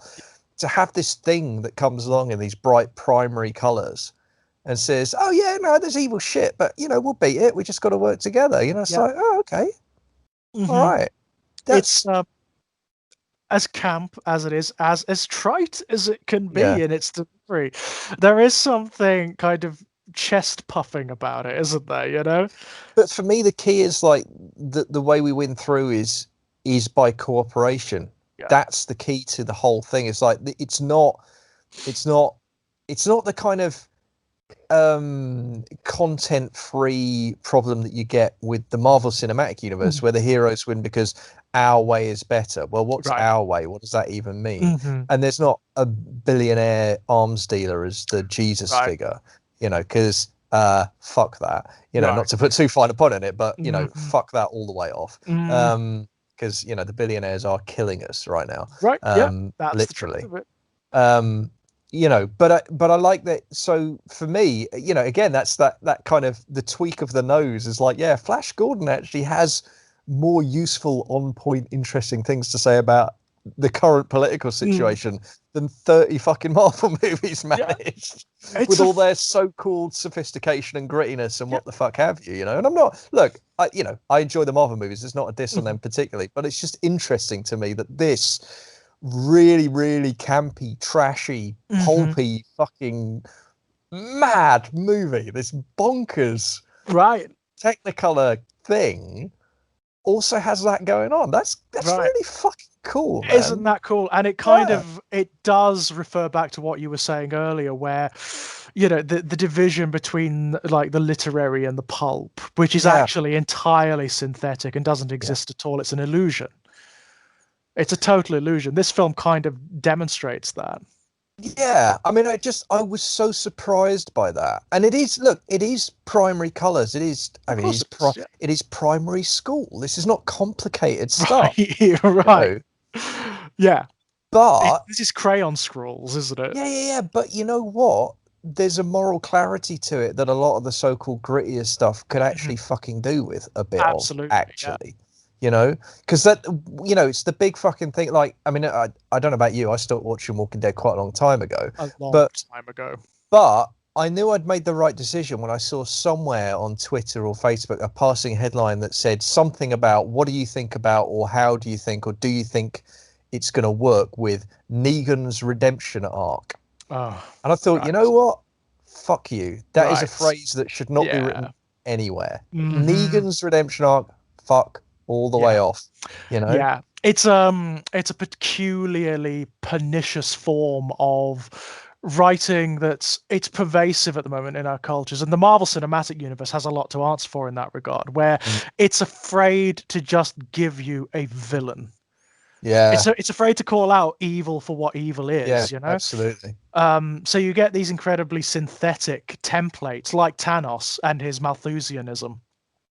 Friggin' lazy as hell. But it also it serves to dilute genuine fascism. But they really fuck Thanos up, because the thing is, like, as I understand it, I haven't read, I'm not a big reader of the Marvel comics, but from my understanding, in the Marvel comics, Thanos worships death. Well, he loves death. Is in love with death. Thanos, and it's like, as his name suggests, he in the comics, he's got much more of almost like a Greek god or principality quality about him. He's almost like an elemental force of death. Yeah. actually makes more fucking sense. Yeah. Because his plan doesn't make any fucking sense. It does. Because, you know, if you've got that level of power, what you do is you click your fingers and you don't get rid of half the people. What you do is redistribute the existing resources, so everyone's got food in their fucking belly, because there is enough. Well, this is the point, isn't it? The Infinity Gauntlet completely destroys his motivation, because what you do, it makes you God. The Infinity Gauntlet makes you God. So what you do is you click your fingers and you reorganize the laws of reality so that all resources are infinitely replenishing. Well, you could do that, but I mean, that's the reason the movie fucks it up is because it tries to give Thanos too much pathos. Yeah. If it were honest about the people who seek that kind of power, then you do actually say, no, he does it because he fucking wants to. That's it. That's it. Because he can. You don't need to have a was Thanos right question. Exactly. You don't need that question mark. No, he wasn't. He wasn't. You know, if you've told the story badly enough that people are sincerely asking now on the internet, I mean, not idiots, but actual people are actually asking that on the internet, you done fucked up your storytelling. You screwed it up. Yeah, you screwed really it up. Totally. Did. And you need to fucking sit in the corner and think about what you've done. Because like that, and like I say, it's weird that it feels to me there's almost a paradox there, but I don't think it is, where actually the more quote unquote simplistic version of the character is actually the truer one. Yeah. And when you try and introduce too much complexity and too much like, well, isn't it all just shades of grey? No, no, actually there's a line, and beyond that line, it's not grey anymore. It's jet black. It's evil. It exactly, yeah. And you fucking fight that shit, and that's it, you know. And it, you know, and fucking Flash Gordon gets that. Totally does. This fucking insane camp piece of whatever the hell this is from 1980. You know, there is never any question in this film as to who the bad guy is. Nobody has moral qualms about the fact, even the people who are quite loyal to Ming point this out. You know. Yeah. They know. I mean, you know, ultimately the reason his daughter turns is when she realizes, like, no, he doesn't love anyone, including me. Yeah, he's a pure psychopath, isn't he? And I actually quite like that, because there is this thing about, I'm thinking about like one of the early sort of, when I first started getting into podcasts, I did a show on the movies JFK Nixon, and we talked about how Nixon in that film is very, I mean, it's a brilliant film because he's humanized to a degree that he doesn't really deserve, and yet he still comes across as a monster, and that's that's fucking great filmmaking. Yeah. But one of the things that Nixon does in that film, as he did in real life, he talks about the love that his family has for him, and says, "So I can't be that much of a monster." Right. You know, and which is like, they all do that, right? Yeah, it's such a manipulative tactic as well, isn't it? You know, it's just such bullshit. I mean, it's just such obvious. It's a mask. Yeah. It's a complete mask. But it's also interesting to me that Flash Gordon kind of, it does play on that, because it is, you know, the scales fall from her eyes when she realizes, because like that's, you know, her justification for the whole thing is like, oh yeah, well, he's, you know, he's got to keep people down because that's what they deserve, and they, you know, he's got to maintain control, but he's not without compassion. Oh no, he's not. Yeah, he treats me fine. Exactly. He treats me well. Oh, actually, he is without compassion. He's totally without compassion and without any kind of affection. Yeah. No, I mean, look, I'm not.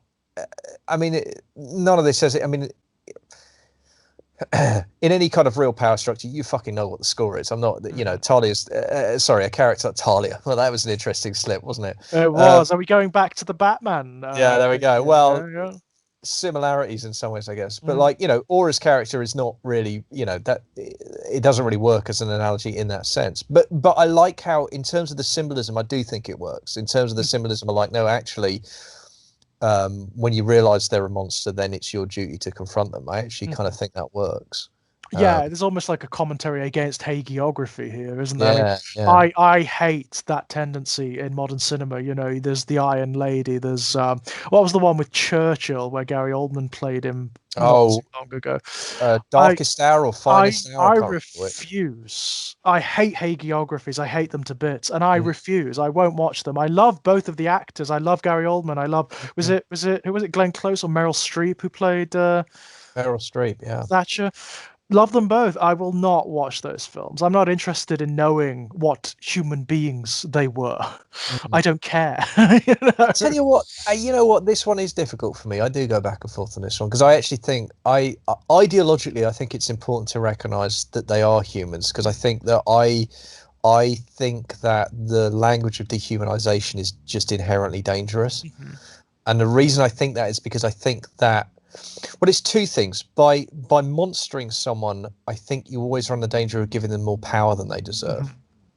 You know, and that I always think of that Bob Dylan line, "Even the president of the United States must stand naked." That applies to every brutal dictator that's ever lived, every butcher of scale, large or small, every sociopath, every psychopath, every Genghis Khan, Hitler, Pol Pot.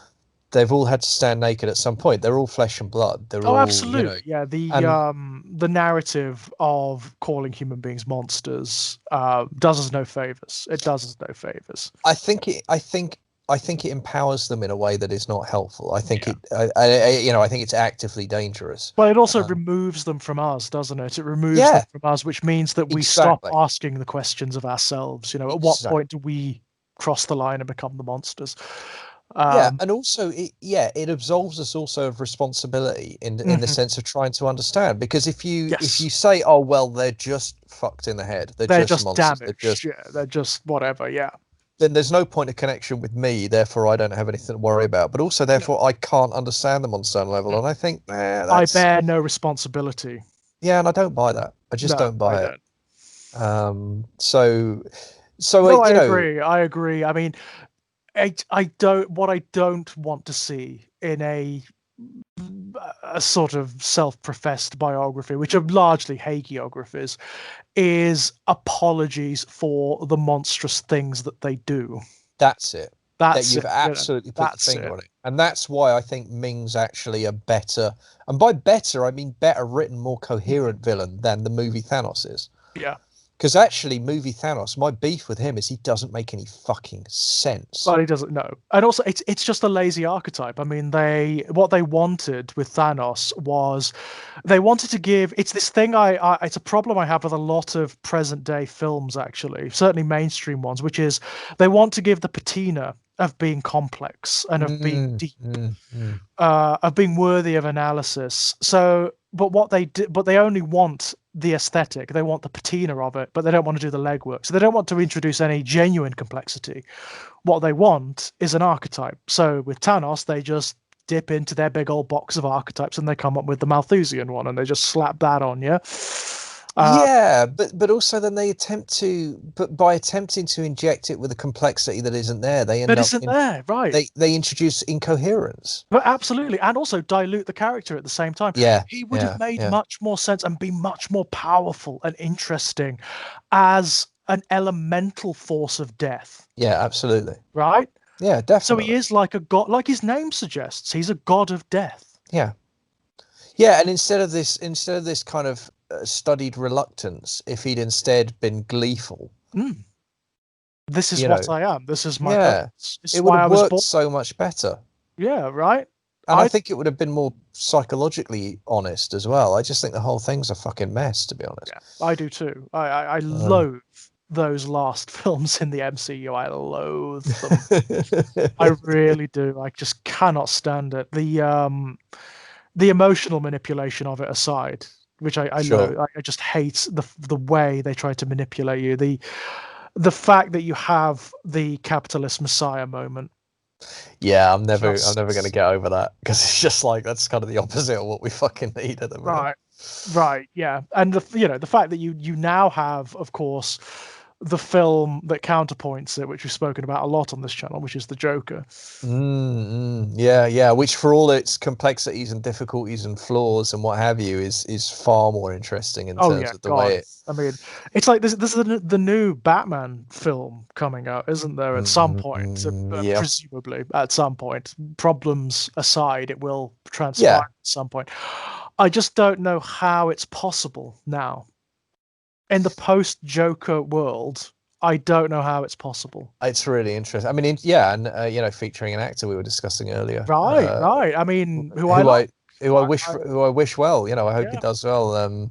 I hope it's a good film. I hope it works. I hope it has the complexity and the wit that it needs, given the shadow that Joker casts. But I have a feeling it's not gonna. I mean, I think Joker's it's interesting you say that. It is one of those times. It's one of the incredibly rare occasions where the psychological complexity has worked to actually enhance the character without excusing the essential villainy of what they do. Well, this is the point, isn't it? It doesn't excuse him. No. That's why. But I think that probably the only reason the movie finesses it, I'll have to watch it again. Oh, what a hardship. But I think probably the only, like, I'm not going to do that like 1,000 times before I fucking die, that movie. But I think that, like, I think that it's interesting that one of the ways the movie does that is by its deployment of ambiguity, which I think is one of the interesting things I've realized about that film, in the myriad bad takes that have been on that film, which that film just attracts bad takes like nothing else I've ever seen. I mean, that alone makes it an interesting object study to me. Like, how so does. I mean, there's a paranoid part of me, a naturally paranoid part of me, that immediately goes for they're not just bad takes, they're in bad faith. But it's bad. But the interesting thing is, it's bad takes across the political spectrum, and across the spectrum, and bad takes in favor of the film as well as bad takes against. I mean, that's really fucking interesting. That's insane. Like, when you get certain people of particular ideological perspectives lauding the film as though it's like a gospel of their ideology, when it explicitly satirizes them. Yeah, I find that amazing. Yes, and I think also I think some people really showed their fucking asses on intersectionality when it comes to mental health with that movie as well. But that's perhaps my own little bugbear that I get angry about. On the left side of things, I think some people really like, oh really, oh yeah, you're really intersectional as fuck, aren't you? Yeah, okay. But if it's a white, and then it's like, and then I sound like fucking Prison Planet or some dickhead like that. You don't care about white guys with mental health issues, though. Okay, interesting. Yeah, it's fascinating, isn't it? Yeah, I mean, it's below the poverty line, caring responsibilities for someone with mental health issues. They got mental health issues themselves, and you don't give a shit because all you see is a white guy. That stinks. That's the same. That's the parody. That's the right's parody of the left. Don't fucking be that person. That sucks. So yeah, that made me angry. But I think, but it is interesting how, like, what I've noticed all of those bad takes have in common, whether for or against, whether left or right, what they all have in common is, in order for them to stick, they have to deny the ambiguity in some crucial scene. That's how those criticisms, they always land, they pick a bit of the film that is clearly ambiguous, and they put a specific spin on it, say the film says this, the film does this, and it's like, fucking doesn't. Right. It fucking doesn't. It explicitly doesn't. You're absolutely right. Yeah, the bad takes rely upon a lack of context, essentially. They cherry pick isolated moments, isolated instances from the film, and then they ignore those parts of the film that explicitly often address what they're talking about. Yeah, absolutely. That's what bothers me. That bugs me. And I mean, I just want to clarify my early remarks on mental health. I understand that people with mental health issues and the mental health community, for want of a better word, were divided about the film, and that's fine. And I accept that there were people who had conditions that felt they were misrepresented by the film, and that's fine. I accept that as a criticism, and that's fine. I'm just saying there were plenty of us who have had our own issues with mental health who didn't feel that way. Absolutely, yeah. And both those responses are valid responses. That's what I'm trying to say. And I think that I felt that there was definitely a strain towards ignoring the voices who felt that it spoke to them, and and that bugged me. And people, I saw so much of a younger me in that character. So much. Yeah, absolutely. It was just scary, absolutely, in a brilliant way. Yeah. Really frightening, but very powerful. Very powerful. I mean, I think important. I think it's really important to hold that mirror up and be like, check this shit out. Think about this stuff. Yeah, totally. Totally. And I think we're in danger of doing the Joker again. I love how, I was just going to say, I love how every podcast we've done since the Joker it just ends happens, up being the Joker cast all over again. Well, you know what I think it is? I think there is. I certainly, I'm only, I can only speak for myself, but I'm still incredulous it even exists. Yeah, absolutely. I'm still incredulous. I'm still like in awe of Yeah. the fact that it exists and that I came out of the cinema having that reaction to it. I'm still shocked. Yeah, I'm profoundly grateful for the experience of on at least 2 of the 3 occasions I went and saw it, sitting in a full or almost full cinema and having that happen. That's what it felt like, Yeah. having that movie happen and looking around and going, this cinema is full. Yeah. I don't understand what's going on. Right. Just that alone, and the fact that it's the highest grossing R-rated movie of all time. And that's the other telling thing, isn't it, right? Oh. All this criticism, this tsunami of criticism from the left, the right, the center, everyone found something to hate about this movie. And it did like what, $1 billion box office. It's like, that makes me very happy. Really interesting. That does make me very happy, I've got to say. Yeah. It's just the fact that it is being seen. Yeah, no, but I mean, like on an epic scale. And I'm just fascinated by, like, I mean, that's an interesting thing about. I mean, that's a whole. We don't have time for that kind of worms, but like the gap between the critical consensus and the audience consensus. Yeah, I mean that's a huge subject. There's so much of that. I mean, like when you look at films that bombed critically when they first came out, which have become cult. Fight Club. We talked about Fight Club earlier. Yeah. That's a really good example. I mean, have you got the DVD of Fight Club? I think I have, yeah, but I'm not sure I've watched it. There's a little booklet that comes with a DVD, and all that's in it are paragraphs from the really bad take criticisms that hit that film when it first came. The way they talk about, like the mainstream film journalists talk about that film when it first came out, it's vicious, it's vitriol, it's spite, and it's all bad takes. It's all bad takes, and obviously the filmmakers know that. Yeah. Clearly, they know that. What they're doing by including that booklet is saying either you're being dishonest or you have no place being a film critic. Yeah. Yeah, absolutely. I mean, and it's, I don't know. I mean, it's interesting, isn't it? I mean, I feel like any criticism of either of those movies, actually Joker or Fight Club, that doesn't start with "this is obviously brilliant." Yeah. Like you can follow that with a but, and then you can write for 100,000 words, and that's fine. And I'll read it and I'll be interested. But like, you kind of have to start there. Yeah.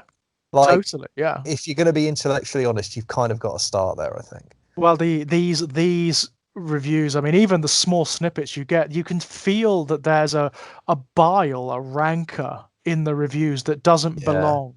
It just doesn't belong. It's so interesting. I mean, Palahniuk's one of those writers, isn't he? He's a really, like, I mean, I don't know if you heard, he did an interview with the This Is Horror podcast recently. Yes. Which is I'm halfway through it. I haven't listened to the whole thing yet. I listened to the first half. Fascinating interview about I mean, what I was really interested in was how much he went into process, which I wasn't expecting, but it was really cool. And I find he's a challenging writer, and I don't agree with everything he says. I'm not sure I agree with even with his worldview. Like, I think there are probably elements of it I'd find quite disagreeable, but I respect his commitment to telling his truth. Well, yeah, I mean, And I think that's, he does not skimp on that. It's funny that, because that's the same is absolutely true of the Joker as well. I mean, the director of the Joker is a prick. Yeah, he's a vile prick. He's an absolutely vile prick. An intelligent prick, but definitely totally. But definitely a prick, yeah. But a pretty unpleasant individual whose claims and whatnot, I just roll my eyes at. I just think it's absolutely absurd. The reason I don't do comedies anymore is because woke culture has killed comedies. Like, fuck off. It's just such a the reason you don't do comedy anymore is because your comedies are awful. Well, I know I've told this one before, but I have to repeat it briefly. When I was at FCon, I was at the banquet at FCon, and we were talking about I repeated that quote at the table, and someone just leaned over and said, "Yeah, he hasn't been doing comedy since The Hangover 3." Right. It's just like that's the real reason, because That's the you're real fucking good at reason. it, mate. Yeah. But that doesn't stop the Joker being amazing. It is what it is. It Absolutely. doesn't stop it being absolutely amazing, and ironically much funnier in its own way than any of the Hangover movies. Right. Yeah. Amongst other things. I mean, I do find, I mean, Palahniuk's work. I mean, I think I read his first 4 novels. Actually, funny enough, I don't think I've read Fight Club, but I've read Have you not? It's worth reading. But I've read reading. Survivor, and I've read Invisible Monsters. That's a fucking great book, man. Invisible Monsters is absolutely superb. And my favorite of his was, is it Lullaby? I think it's called. That's just it's just one of the best ideas for a story anyone's ever had. Which is, the idea that there's this song, and if you sing it, the person who hears it will die the next day of apparently natural causes. That's very cool. It's a great concept. I'm just like, fuck you, man. Like, how are any of us supposed to compete with that? Right. Yeah, it's the equivalent of Shadwell's jacket. Yeah. Yeah. Absolutely. It's just a $1 million idea, and he nails it. I think I haven't read Fight Club, so I should reserve judgment. But so far, no, I'm looking forward to it. But I think the movie's such a spectacular piece of work. I mean, I think they did a great job. I mean, I rewatched it recently, and it's like, it's interesting now because it almost has a time capsule quality to it. Oh yeah, for sure. Blowing up the credit card buildings. Well, yeah. That wouldn't do anything. Yeah. But the structural damage, that wouldn't cause any damage to the systems at all. Well, again, we're kind of back to, like, there's actually Fight Club has a weird utopian streak, doesn't it? Of course it does. I mean, I don't know how you can watch Fight Club, and I don't know how you can read Fight Club and not recognize that there's a utopian vision at the heart of it. Okay, it's almost a commentary on utopianism because it ultimately makes the free fall into fascism. Yeah, but that's the point. That's kind of the point. Yeah, I think it understands that. I think what that's about is understanding and being clear-eyed about the risks inherent with utopianism. Yeah, and of any kind of revolutionary movement. That is entirely the point. The book and the film are complex enough to acknowledge that there are elements of Tyler Durden's philosophy and his commentaries on society that are bang on. Yeah. They're absolutely bang on. Yeah.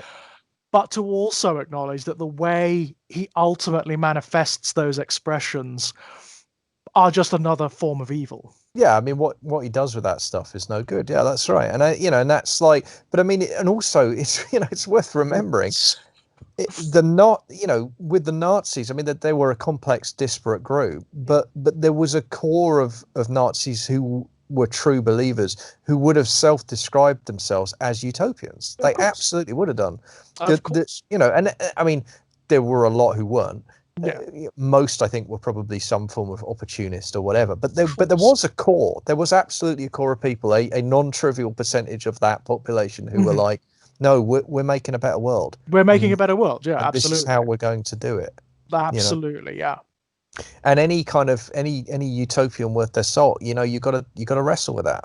You do, yeah. You have to look that square in the eyes, and you have to think about that. I mean, we're back to our discussion earlier about monstrosity and why it's so important to recognize the humanity even in the worst of us. This is why, because if we don't, we're doomed. It's Nietzsche. It's Nietzsche, isn't it? The abyss will stare back into you. Yeah, that's the truth of it. You become the monster. But also fundamentally, you can't defeat stuff you don't understand. Yeah. And if you don't learn from history, you fucking will repeat it. I mean, if 2020 teaches us nothing else, it should teach us that. Yeah, absolutely. Yeah, absolutely so. And I think, Kit, with that, should we draw this to a close? I think we've exhausted Flash Gordon and lots of other things there. But yeah, man, I mean, I'm so looking forward to discussing this film and everything that it's been led on to. It was a blast. Absolutely. I'm just so happy. We got so much out of it. I mean, for me, that was the real joy, because I mean, we didn't. Funny enough, what we haven't talked about much is watching this as kids, which we both did. But for me, I suppose so. To come back to this as a grown up and to be, it's a real gift.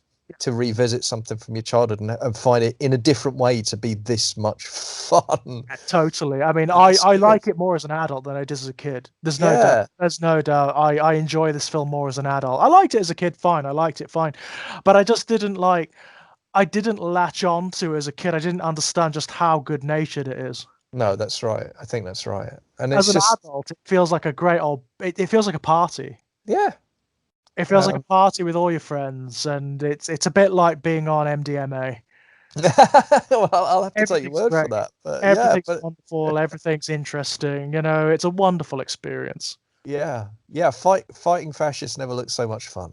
That's true. Never looked so fabulous. Yeah, I'll make all the episode that. Right, Kit. Is there anything you would like to pimp out? I'll just run through the usual things. I know that you'll put all the links anyway, but Patreon, $1 a month gets you something new every week. That is really raring at the moment. There's a lot of audio content going up. One of the things you'll get if you back is I mentioned it earlier. I'm doing a podcast with Jack Graham about previous guest on the show about the Sherlock Holmes stories. We're reading every single Sherlock Holmes story in order of publication. That is a canon to go for. I mean, it's fantastic. Pure storytelling. I mean, pure storytelling. If you want to, I mean, if you ever want a masterclass in how to write narrative or plot. Yeah, absolutely. God. And we're using, but it's interesting because it's us talking. So obviously we use it as a jump off point for all kinds of stuff. I can imagine. Yeah, exactly. You know me and Jack, you know how we roll. So like the first 3 episodes are up already, and we get into all kinds of stuff about imperialism and the Indian Mutiny and the role of women in Victorian society and all this kind of stuff. And we've recorded a bunch more as well. The second round have been recorded, and they're going up every 2 or 3 weeks. And as I say, that's Patreon exclusive. So $1 a month will give you access to those, plus from me something new every week. That might be an extract of fiction, it might be a short story or whatever, or it might be an essay for Ginger Nuts, but it's early access. And so really pleased with how that's going at the moment. Really hitting a really productive period right now. Excellent. So again, ladies and gents, links below. I'll also put the link down there to Kit's Talking Robocop podcast. Oh yeah, cool. Which is lots of fun. There'll probably be another one of those along at some point. Yeah. Excellent. Good. Well, considering there's some news on that front, isn't there? There's a sort of scuttlebutt about a Robocop prequel series out there at the moment. I'm sorry, the line just went dead there for a second. I don't know. That was just you said something about Robocop and then it went quiet. I don't know. Never mind. Doesn't matter. Right. Doesn't okay. matter. Fair enough. Okay. Fair enough. Weird. I don't know what that was. Brilliant. It's happened to me on Twitter lately. Lots of blank tweets, which is Robocop hashtags. I don't know what's going on. Yeah, I can't imagine why. I can't imagine what's going on there. Weird. Strange. It's the world just conspiring against you. It's sending you messages. I will also put links below to Voices, which was Kit's Black Shuck Shadows collection, which was very good, which I reviewed here. Oh yeah, the Exaggerated Elegy channel. I've been meaning to say. Appreciate that. No problem at all. That was lots of fun. I enjoyed reading that very, very much. Love those books. Those Black Shuck Shadows books. They're great fun. Such an honor to be a part of that, man. They've done I've not been disappointed by any of them yet. I'm powering through them. I'm powering through them. I'm devouring them. Love them to bits. Yeah. As for myself, ladies and gents, same as usual, you can find me knocking about here on Exaggerated Elegy. You can find links to all of my published work over at strangeplaygrounds.com. There will be a new short story collection coming soon, and there's also going to be a collection of LGBTQ short stories that I feature in called Unburied later this year. Beyond that, you can come and have a chat over at Twitch. Twitch. No, that's not right. Over at Twitter, where you can. I'm at Enigmatic Elegy if you fancy it.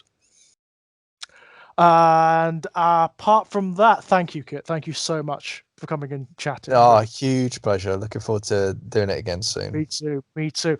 Until then, lovelies. Bye-bye. Bye for now. Ha ha ha.